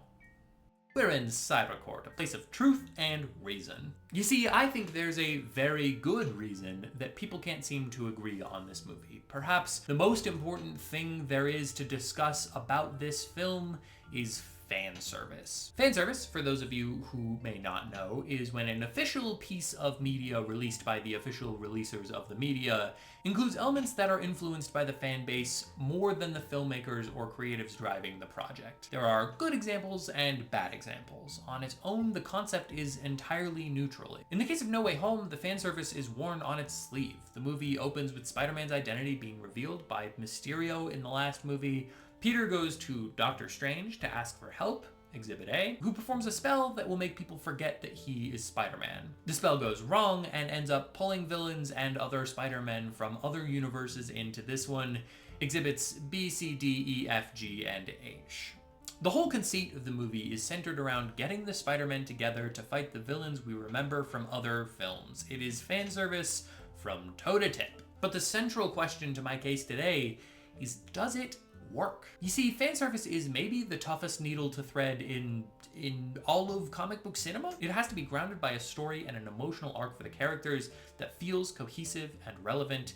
It is also challenged with the need to have verisimilitude with both this current project and whatever projects it's pulling from before, which means in this case, Tobey Maguire and Andrew Garfield have to feel like the characters they were in their last movies, but dropped into an MCU movie that feels like the third in this current series of Spider-Man movies. Thankfully for the film, we have 2 Spider-Man movies banked with Tom Holland that slowly set the stage for this one to do some pretty spectacular things. If Far From Home's arc felt perhaps a little lacking, this one more than makes up for it. Peter is given new challenges for Spider-Man. He knows that all of these villains are bad, but he has to learn how to see through that and into who they actually are as people and choose optimism. It has notes of commentary on how we view unhoused people and what kind of world we could create if we just let ourselves care about the individual. The movie is hopeful. It wants Peter to help all of the villains.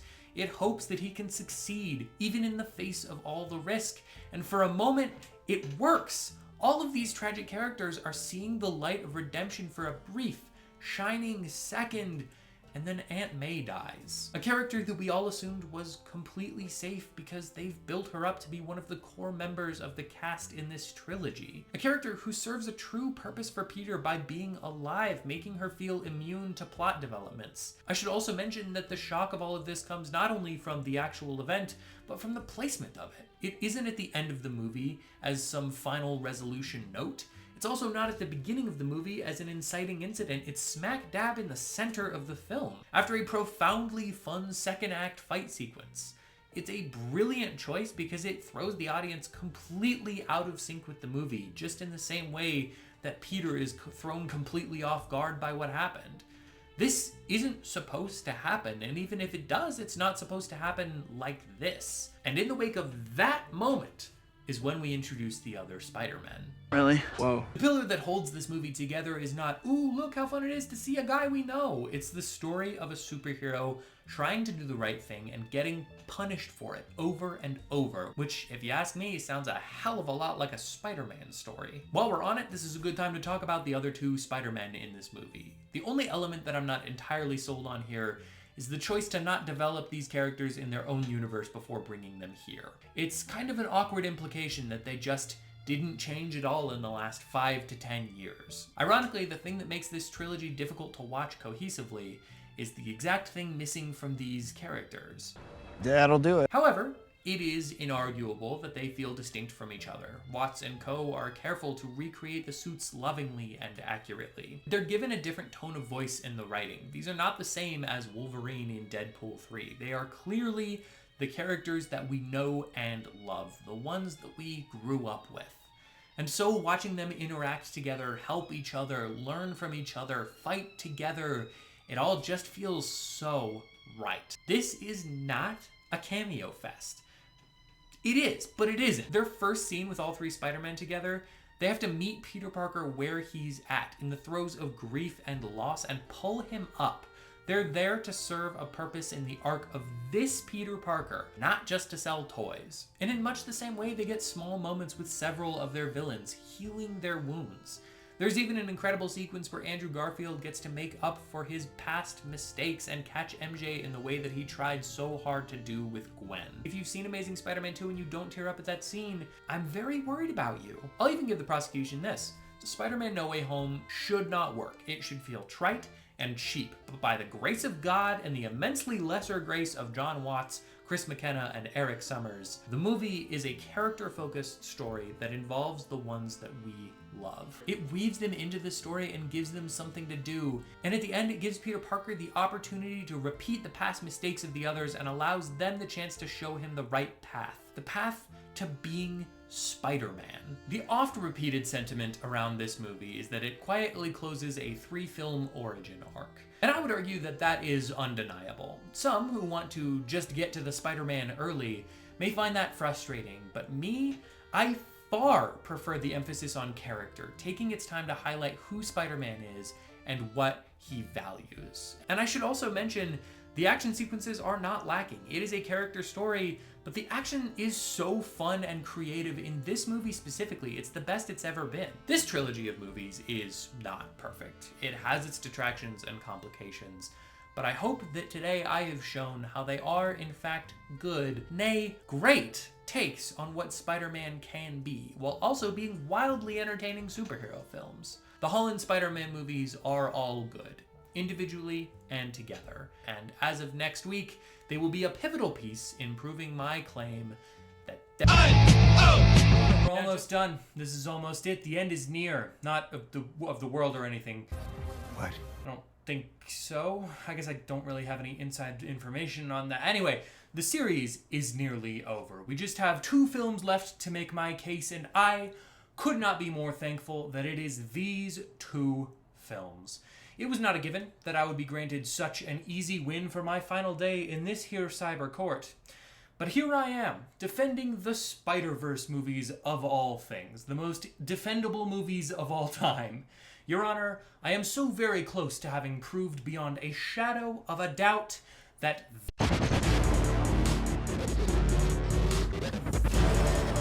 Now, is the jury all present and accounted for? Hey.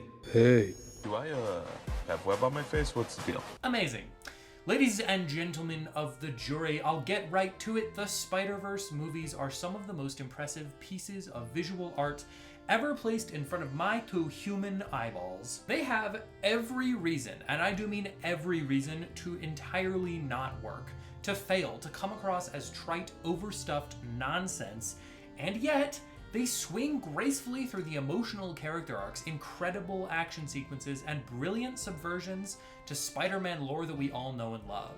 To begin my claim, we have to go back to the original announcement of Into the Spider-Verse. When I heard that they were making a theatrically released animated Spider-Man movie and it included the words Spider-Verse, the hyphenated Spider-Verse, I was confused, to say the very least. I don't know that I'll go so far as to say I thought this was a legitimately bad idea, but I was certainly not sold on it. It sounded childish and perhaps a little dumb, to be honest. In fact, I was so not on board that I waited for the Sunday of the opening weekend to even go see it, which, for me, is on the verge of sacrilege when it comes to Spider-Man. But I did see it that fateful day of the Lord, and when I did, my opinion changed completely. I did a 180. 360? No, that'd be all the way around. I am not good at math. When I saw it, I turned around the correct amount on this film. I was absolutely blown away by the movie. Since then, I have rewatched it with a concerning frequency and genuinely cannot express how much this movie means to me, how much I adore this film, and not without backing. We're introduced not to Peter Parker, but Miles Morales, a Spider-Man that I knew a little bit from the comics, but never truly loved. And I think that's maybe the most important thing this movie has done for both me and Spider-Man fans in general, is make us love Miles. In the comics, there's no debate, he is still a lot of fun, but he's mostly just a fill-in for a younger version of Peter Parker that we can't really go back to without retconning a whole bunch of business. Not that Spider-Man writers are afraid of doing that. Different video, separate video. Into the Spider-Verse gives him an entirely separate personality, a different goal, a different charm. This film, from introduction to credits, sets Miles apart as the most encouraging, selfless Spider-Man that there maybe has ever been. Now, I don't have time to go through the entire story because there's a lot here. There's a lot here. But I will highlight how impressive it is that the movie manages to give us a fully fleshed out Spider-Man origin story, a multiverse story that actually works and has verisimilitude with itself, and several other arcs for separate Spider-Man that we don't already know that also feel entirely realized. It balances so much with such grace that by the end of the movie, I care about not just one new Spider-Man character, but 6. Do animals talk in this dimension? Because I don't want to freak them out. And somehow it never feels like fan service or overstuffed member berries. I think that's what's so special about this movie is the animation. That's the thing that allows it to tackle so much with such fluidity. An audience is willing to accept so much more comic book bullshit, sorry, Your Honor, if it's not happening to a real human being that we know from other things.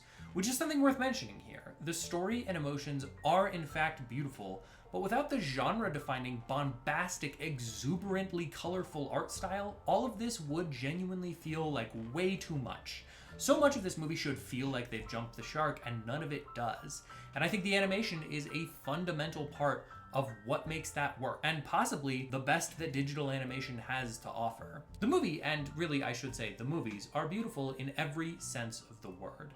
They're also funny. The animation would suggest that they are geared toward, or at least accessible to, children. And I think to handle the level of depth and sadness and like true kind of upsetting imagery that they have, the stakes require a counterbalance of levity. That mostly comes from characters like Spider-Ham and Spider-Man Noir, two of, I think, the finest examples of genre exploitation in a multiverse story ever. It is unendingly fun to watch these two characters from completely different backgrounds come together and interact, and all of it is handled so well with so many fun and brilliant vocal performances. I could truly genuinely talk about the astounding details of these movies for a solid 2 hours straight, but out of reverence for the court and the jury, I will highlight only one more from the first film. Give it. The Prowler. All of the villains in this movie are fun renditions of classic Spidey foes, but the Prowler has a special place in this film as both a character foil for Miles Morales and also as a horror villain dropped into a kid's superhero movie. Everything from the way that he's animated to the sound design and the theme that he has backing him is loaded with tension and dread, and the reveal that he is in fact Miles's uncle is not only devastating but also genuinely terrifying. It pulls the rug out from under you even if you knew what was coming. The movie is incredible, and as if we needed proof that this wasn't just the cash grab kids movie that I had expected it to be, we have to look no further than the what's up danger scene. At this point in the movie, Miles is down on his luck, beaten and broken. No one believes that he is ready to be Spider-Man, but he knows that he is, so he leaps into action, and the fact that the movie uses an inverted fall that looks way cooler than any other Spider-Man imagery we've seen put to screen to date to symbolize this Spider-Man, this version of the character rising to the challenge, becoming the hero that the city needs, that should tell you all that you need to know about how much care and attention and creativity went into the making of this film. Spider-Man Into the Spider-Verse is a movie with a whole lot on its plate, but it handles everything with efficiency and proficiency, but also with a degree of artistry that was not required, but cements it in the Hall of Fame in both terms of superhero cinema and animation. And you may be wondering to yourself how they keep that level of content and artistry the same in the sequel. And the answer is, they don't. They don't tackle as much in the second movie. They tackle even more. But before I dive into Across the Spider-Verse, that was somehow very challenging for my brain, may I, Your Honor, approach the bench for a quick sponsored segment. Can't take it with you, right? I mean, it really won't take long. What are you waiting for? Finish it. Thank you, Your Honor. For those watching, I have a comic book called Edge of Bordertown that you can read for free on my website, johnbonart.com. You can also buy a physical copy that son of a bitch, I keep forgetting to put it back there. You can buy a physical copy on my website, johnbonart.com. It is very cool, and I'm really proud of it. I'm a huge comic book nerd, as you can tell by the many, many hours I've put into making these videos. So go give that a read, and if you like it, pick up the copy. Otherwise, if you want to support making that comic free to read, if you want to support these videos and the work that I get to put into these kinds of things, I have a Patreon. It's patreon.com/johnbonjour, and for as low as $1 a month, you can get some pretty exclusive videos, some really interesting time-lapse art kind of stuff. You can get early access to pages of the comic. There's a whole lot of cool business on there, and I think it's well worth your time. Number 3, like and subscribe. If you've made it this far in the video, please just subscribe to the channel if you haven't already, because I want to keep making these, and that would go a long way. So yeah, that's it. I love you all. Thank you so much for being here. I know I could do better if I just had another chance to give you the bread that you deserve. Ladies and gentlemen of the jury, Across the Spider-Verse was yet again a movie I underestimated. Somewhere in my mind, I was sure that the first movie was lightning in a bottle. This would all come crashing down. But how wrong I was. You see, now that all the mechanics and concepts had been introduced in the first, the filmmakers finally were able to let loose what none of us knew they were holding back. This movie has more Spider-Man, more action, more drama, more heart, more radically cool animation that should absolutely blow our minds to smithereens. Everything is bumped up an entirely new notch, maybe 2 notches, and this movie still flies. From here on out, please assume that everything that I said was good about the first is also true about Across the Spider-Verse, because you don't want me to repeat myself, and I would like to highlight some new things about this particular movie. Notably, in this movie, there are 2 antagonists. They are in opposition both to Spider-Man, but also to each other. The first is Spider-Man 2099, the leader of the Spider Society, who wants to maintain order no matter the personal consequences for Miles or any individual member of the team.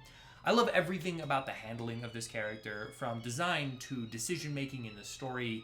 He is different from all of the other Spider-Man in a number of ways, both physically and character-wise, and he wants what's best for the greater good, at least we're led to believe this, but ends up highlighting why Spider-Man is such an important superhero and why he is connected with so many people, because he does care about the greater good, but he also cares about the lesser good. Each individual life means something to him. On the other hand, we have the Spot, a villain who is just slightly above goon status, desiring to be an arch nemesis. At first, it's funny, it's all played for laughs, but in the same way as the Prowler, we slowly realize that he is a horror movie monster in sheep's clothing. In this case, we kind of opt for a more body horror science angle. There's so much to love about him as well, notably the creativity in action allowed by his powers, creating these portals, making it possible for Spider-Man to kick in one place and kick in another place. But to back those powers and cool action sequences, there's also a brilliant vocal performance behind it. In between all of that, we have a Spider-Man trying to balance his regular life with being Spider-Man and realizing that there's this grand Spider Society that offers community in a way that he could never have imagined. Spider-Man is originally kind of supposed to be a loner character, so when presented with the opportunity of connecting with other Spider-Men, he's not sure what to do. He's trying to decide where he wants his life to go, what he wants to be, and that's where most of the story operates. There's a lot of time spent with Spider-Man trying to decide if the Spider Society is a good thing that he should follow or something he needs to fight against. There's also a lot of time with him trying to decide if he can be with Gwen and if there's the possibility for love in his world, if he has room for that, if he can handle all of these multiverse things, if he can handle being Spider-Man even in this city. Not to mention him trying to decide where to go to school, what kind of schooling to do, if it's even worth going to school when he feels this calling to be Spider-Man. It is such a human dilemma to have. It's such a human problem, being torn between all of these things, all of these opportunities. It's the perfect coming-of-age story. It feels right out of high school when you could go to college, you could start the workforce. There's so many things that you could do, and he has to figure out what those are, of course, through the lens. Lens is kind of a Spider-Man joke when you really think about it. Sorry, it was just so quiet. Of Spider-Man. If there is one thing that I can claim as a flaw of this film, it's that there's a world where the third movie comes out and completely shatters everything built by the first two. Especially since this movie ends on a cliffhanger with Miles in the wrong dimension and his father's life at stake. There's a chance that none of that resolves in a satisfying way at all, and it all shatters. But if I've learned anything, it's that maybe underestimating these particular projects isn't the smartest call.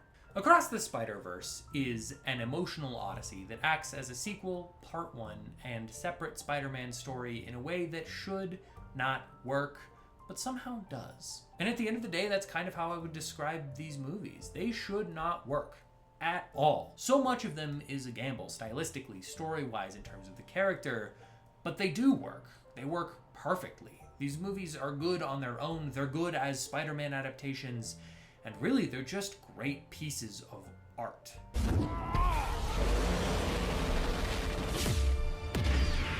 And with that proven, Your Honor, I can finally rest my case.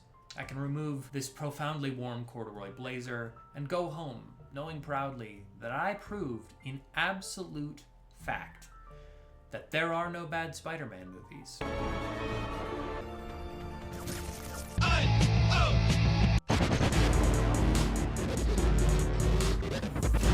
Question that I was like, the conversation we need to have, but I don't know if I can have it in the non-spoiler section. Is this the best Spider-Man movie? Hey, what's up? My name is John Bonjour. I am a comic book artist and film enthusiast, and within the last hour and a half, I just got out of seeing Spider-Man Brand New Day. This is a movie I was marginally concerned about. I did not know what it was gonna be, what we were doing with it, and when I started seeing some of the marketing stuff, I got a little concerned because I felt like there was too much in it. It felt like it was doing a whole lot of stuff, and none of it really connected. So I was not sure what I was gonna think of this, and Spider-Man is a character who is, as you can tell by all of the videos I've done leading up to this, pretty important to me. Elated is the only word I can use to describe how I'm feeling. This is a movie that I am so happy with everything that this movie does. I am beyond just over the moon. This was way better than I had expected it to be, way better than I even hoped it was going to be. And I have so many thoughts that I want to talk about for this. I'm going to try to keep it as tight as I possibly can. I'm going to do a series of non-spoiler thoughts, and then I'll get into some spoilers. We'll just call it a day. Normally, I record these videos kind of like the next day or 2 days after seeing the movie. I don't think I've ever just gotten back from a movie and been like, I just have to record and talk about this movie. So we're just gonna see how this goes. The number one most impressive thing, in my opinion, about Spider-Man Brand New Day is not the villains, it's not the action set pieces, it's not the suit or the exciting effects, it's the story. And not just that, but the fact that this is a specific story. Like I mentioned before, one of my concerns with a lot of the marketing, and if you haven't seen any of the trailers, I'm not gonna be talking any specifics of even things that are in the trailer, but I was worried with all the stuff we saw in the trailers. This was a thing that I thought was gonna be overstuffed. It felt like they were bringing in a lot of different characters and storylines and things that just did not make any sense together. And yet, I left this movie feeling like it operates on every single cylinder. Like, this is a very clear story for Peter Parker. There is a defined arc that he is going through in this movie. And each of the characters that shows up, each of the settings that happen, all of the action set pieces, they all feed into that character arc really, really efficiently. I am so impressed with this movie following up the trilogy of other Spider-Man movies while also being its own thing, developing Peter Parker more than any of those other movies did in a single movie. And with all of the things going on, it does not move at the clip that I thought it was going to. This movie is not slow, but it is methodical. It breathes. It has a rhythm to it that I think I was not expecting it to have. We just watched Infinity War for my Marvel re-review, and I was kind of thinking that with everything we had seen in the marketing for this was gonna feel a lot like that. Just go, go, go, go, go, start to finish, no breaks. And that's just not what this movie is. This movie has, like I said before, a very natural rhythm that I think works really well for what the movie is trying to do, the character that it's trying to portray, and the arc that Peter goes through in it. The edit of this movie leaves itself moments to breathe in a way that Fantastic Four First Steps just kind of never does. A lot of the Marvel movies, especially of late, seem to be very streamlined and just trying to get all the important bits without any of the auxiliary stuff. And this is a movie that lives in the auxiliary stuff. And I think it is so much better for having those moments, having these scenes where Peter is just living his life, existing in the space, having the scenes where MJ and Ned are just going about their day while not trying to make all of it fit together and be vitally important for what is currently happening. It all makes a much better tone and a much more cohesive story throughout the entire thing. It also looks gorgeous. This movie is just beautiful, both in the visual effects, there's a lot of them and they all look very, very good, and in the cinematography. The lighting on this movie has no business going as hard as it does. This is a movie that actually looks like a movie. And I don't mean that there aren't Marvel movies that do that. I think hating on the Marvel movies, it's fine to have an opinion, but it's a dumb thing to feel better about yourself for. But this is one of those movies that makes you be like, there is a higher standard to some of them. This is one of them that you're like, there are better looking Marvel movies than other Marvel movies. And if you compare Spider-Man Brand New Day to, I don't know, say my latest punching bag, Ant-Man and the Wasp, it's night and day. It's a completely different experience. So there are two conversations that I really want to have in this video, one of which I can have in the non-spoiler, and one of them we'll get to for when we do all the spoiler talk. For now, the number one question in my mind, is Destin Daniel Cretton the best comic book movie director of all time? I think there is a world for that. I think the combination of Shang-Chi, Wonder Man, and Spider-Man Brand New Day is one hell of a resume, and it has a lot more variation. If we're doing our Mount Rushmore of comic book movie directors, Sam Raimi, James Gunn, I'm trying to think of who else would be on that. Not Christopher Nolan, and I know a lot of people are probably going to be upset about that. I'm sure there's some that I'm not thinking of, but Sam Raimi and James Gunn both come into conversation. I think with this movie especially, but with the combination of the three superhero projects he's done, for my money, Destin Daniel Cretton kind of has to be a part of that conversation. If he wants to do a trilogy of Spider-Man movies, let's fast track those movies. Let's get one of these every 2 years, every 3 years. Like, just let him make the things that he wants to be making, because clearly he has a strong handle on what he's doing. Overall, my non-spoiler thoughts have to kind of close at Spider-Man Brand New Day is a fantastic start to a new potential trilogy. It's a phenomenal close to a quadrilogy of movies. It's a good kind of reflection of what's come before and what could be coming, and the title Brand New Day is true. It's evocative of how this movie feels. A fresh start, something new and innovative, but also this is a movie that gets Spider-Man. This is a movie that gets Peter Parker, and this is a movie that gets how those two characters can sometimes be at war. Let's dive in. This is your official warning. If you have not seen the movie, please go see the movie, because I literally can't talk about anything else. I cannot tell you what the villain even of this movie is. Peter's arc of learning to be both Spider-Man and Peter Parker is genuinely perfect. Not new to the Spider-Man franchise, but new to this Peter Parker, and something that he's kind of toyed with a little bit in the past movies, but really never had to actually deal with. He never has had to learn to be Spider-Man and Peter Parker at the same time. That storyline is such a great backdrop for us to get to play with this new version of Spider-Man, and also a lot of the characters, specifically the secret villain that I can now finally talk about. Jean Grey is actually in this movie. Like, God's honest, the X-Men's Jean Grey, and a really, really good representation of her. Sadie Sink plays Jean Grey, a thing that had been rumored for a long time and more or less confirmed, but even then, I still kind of didn't believe it, because it just is a thing that does not make sense. Like, if you're looking at even what the trailer for this movie is, Spider-Man is already dealing with the Hand, he's dealing with all of these, like, side villains, he's got Scorpion. We don't need to introduce Jean Grey into any of this. And I see a world where Jean Grey kind of feels like the way that they handled Ironheart in Black Panther Wakanda Forever, where it's like, you're trying to set up an X-Men movie, so you just have to introduce Jean Grey and have her be a part of it because the movie demands it and the universe demands it, even though it's not actually a thing that works for this movie. But instead, it is so vitally integral to what this movie is. Like, I actually don't think you could do this movie with a different character. The closest you could get is Mr. Negative, and that fulfills Peter's arc, but her story is also very good. I appreciate that they've given this character to someone like Sadie Sink who can really handle that kind of weight and depth. I love that her performance is antagonistic. She is the villain of this movie. Peter has to fight her, but she's not evil. She's hurt and broken and trying to get revenge and trying to save her sister, which is another kind of interesting piece of this movie. I think it is a really big testament to the film that she is given a sister at the beginning, or, you know, in the middle of the movie, And then by the end of it, we learn that that sister has already died, and that's what fuels her character. There is a world where we introduce the sister and, oh, it turns out the sister is actually Rogue, or the sister is actually Madeline Pryor, or some convoluted comic booky nonsense that would just kind of get another character that we love and care about.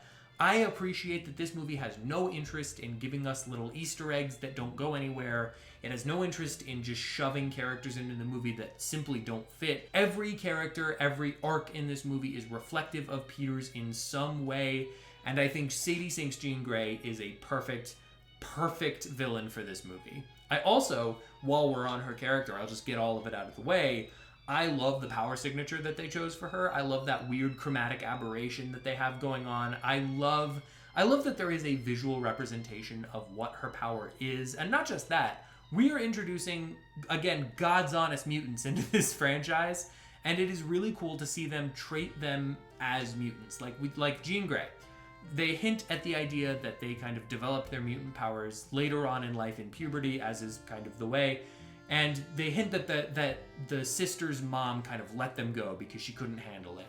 That is so much an X-Men storyline. Jean Grey is handled in such a way that her character arc, her reform by the end of this movie, is so effective that I genuinely can't wait to see her in an X-Men movie. Like, that's how you set up a character. That is how you introduce someone that you want us to care about later on, is actually give them a purpose in this particular thing beyond just being a character we know. I love the conversation between Aunt May and Jean Grey. I think that is a beautiful handling of a thing that could be so much more convoluted and complicated, and it's such a beautiful, heart-wrenching moment that they get to share. It's this conversation that Aunt May had with Peter, and now she's having it with Jean Grey, because Jean Grey is remembering it with the way that Peter remembered it. I love that we give him an opportunity to kind of pass on the legacy and the memories and the lessons that he's learned in the last few movies. He's starting to be a more mature Spider-Man, starting to be someone who can mentor somebody, perhaps a Miles Morales in the future. Like, it is a really gentle way of delivering that character arc that I am so happy with. Another character that absolutely should not work in this movie, but 100% does, is the Hulk. The Hulk is in this movie, and I really was so sure, because we saw in the trailers that there was some kind of telekinesis happening. I was so sure that the telekinesis was going to be bringing out the Hulk, and then was just going to be Spider-Man versus quote-unquote the Hulk, but it's actually whoever the telepath is. Did I say telekinesis earlier? I meant telepathy. Oh, that's another thing. We'll get back to the Hulk. That's another thing that's really interesting about this. We get to see Jean Grey mutate even further, a thing that is already setting up something so interesting about the X-Men and what that could look like in the future. She starts as a telepath, and she gains telekinesis later on through a version of torture and emotional states in this movie. We get to see a mutant mutate. That's very exciting to me. This whole movie's about mutation. It's about development, organically developing characters and bringing them to a new status quo. Back to the Hulk. He is also, by the end of this movie, in a new status quo. I was so sure that the telepath was going to be just making the Hulk happen. Spider-Man was going to fight a version of the Hulk that was just the telepath in there, and we get some of that. And then Jean Grey leaves the Hulk's mind, and Bruce Banner is like, something is broken, something is wrong, she did something, and now the Hulk's coming back, you need to get out of here. And we have an actual Hulk. Hulk is back. There's so many things in this that I'm just so happy with. They just made a Spider-Man movie where the Hulk and Jean Grey are in it. And also the Punisher. And the Punisher's really good in this too, by the way. He is just the perfect mirror to hold up to Peter for what he is choosing for himself as a self-punishment, isolation thing that Frank sees as his penance. I love the conversation they have where Frank is like, if I had even 1 second that I could live with these people that I care about, do you think I would be here? Do you think I would choose this? As I'm talking it through right now, it's kind of crazy to me that they are able to so deftly handle all of these things in a movie that is long but never boring and never slow, never convoluted. It just has really solid character moments, beautiful action sequences. This movie just rips. It just hauls ass. Man, I'm happy about Spider-Man Brand New Day. It's also fun to see the Punisher be a little bit lighter. Jon Bernthal is a great actor and he plays that character really well, but I like to see him being a little bit more of the comic booky Punisher. A second ago, I was talking about MJ and Ned. I am so happy that this doesn't just resolve itself. I'm glad that that isn't like, oh, and anyway, by the end of this movie, we're back to them being in love and Ned and Peter being best friends and everything's back to normal. Don't even worry about it. I like that we're giving this the chance to kind of naturally, again, very naturally develop itself. That is how good storytelling happens. I was kind of worried that we were just gonna reset everything and pretend like none of that ever happened, which would be a very comic booky thing to do, but not the right call. There's also a really interesting scene where Jean is possessing MJ, and we don't know it at the time, and there's like this moment where we think it's a true love's kiss, brings MJ back to Peter. That is a haunting and crushing moment, and it kind of points to the way that they handle Jean in this movie that I think is so solid. She's almost a horror character. Like, she has these moments where, like, Scorpion, who we'll talk about in a second, Scorpion has this great line where he's like, oh, you think I'm Scorpion? And that's when you, like, click into the fact that Jean is actually using Scorpion. Little moments like that, I think, are so good at developing the threat that is Jean Grey in this movie.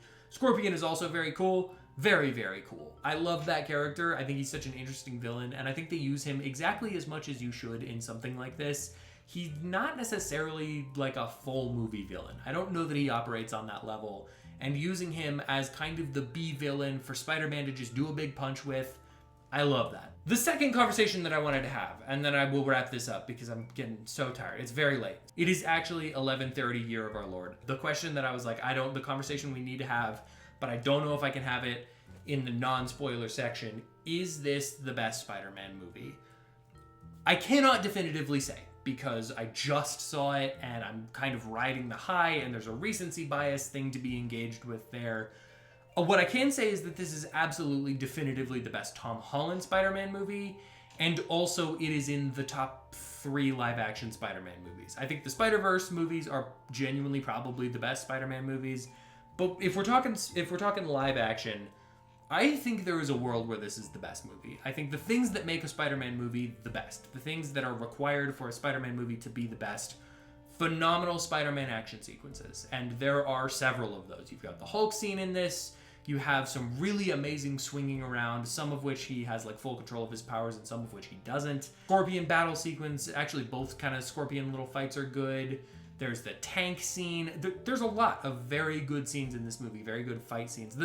The fight scene with the hand, which, minor note, they should not have showed us that in the trailer. They shouldn't have shown us the final action piece of this movie in the last trailer.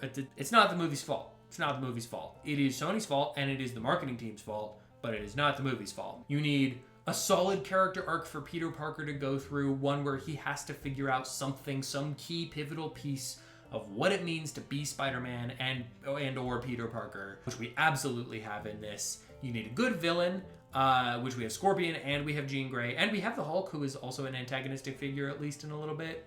What else do you need in a Spider-Man movie? A good life lesson. This has a great life lesson about balance.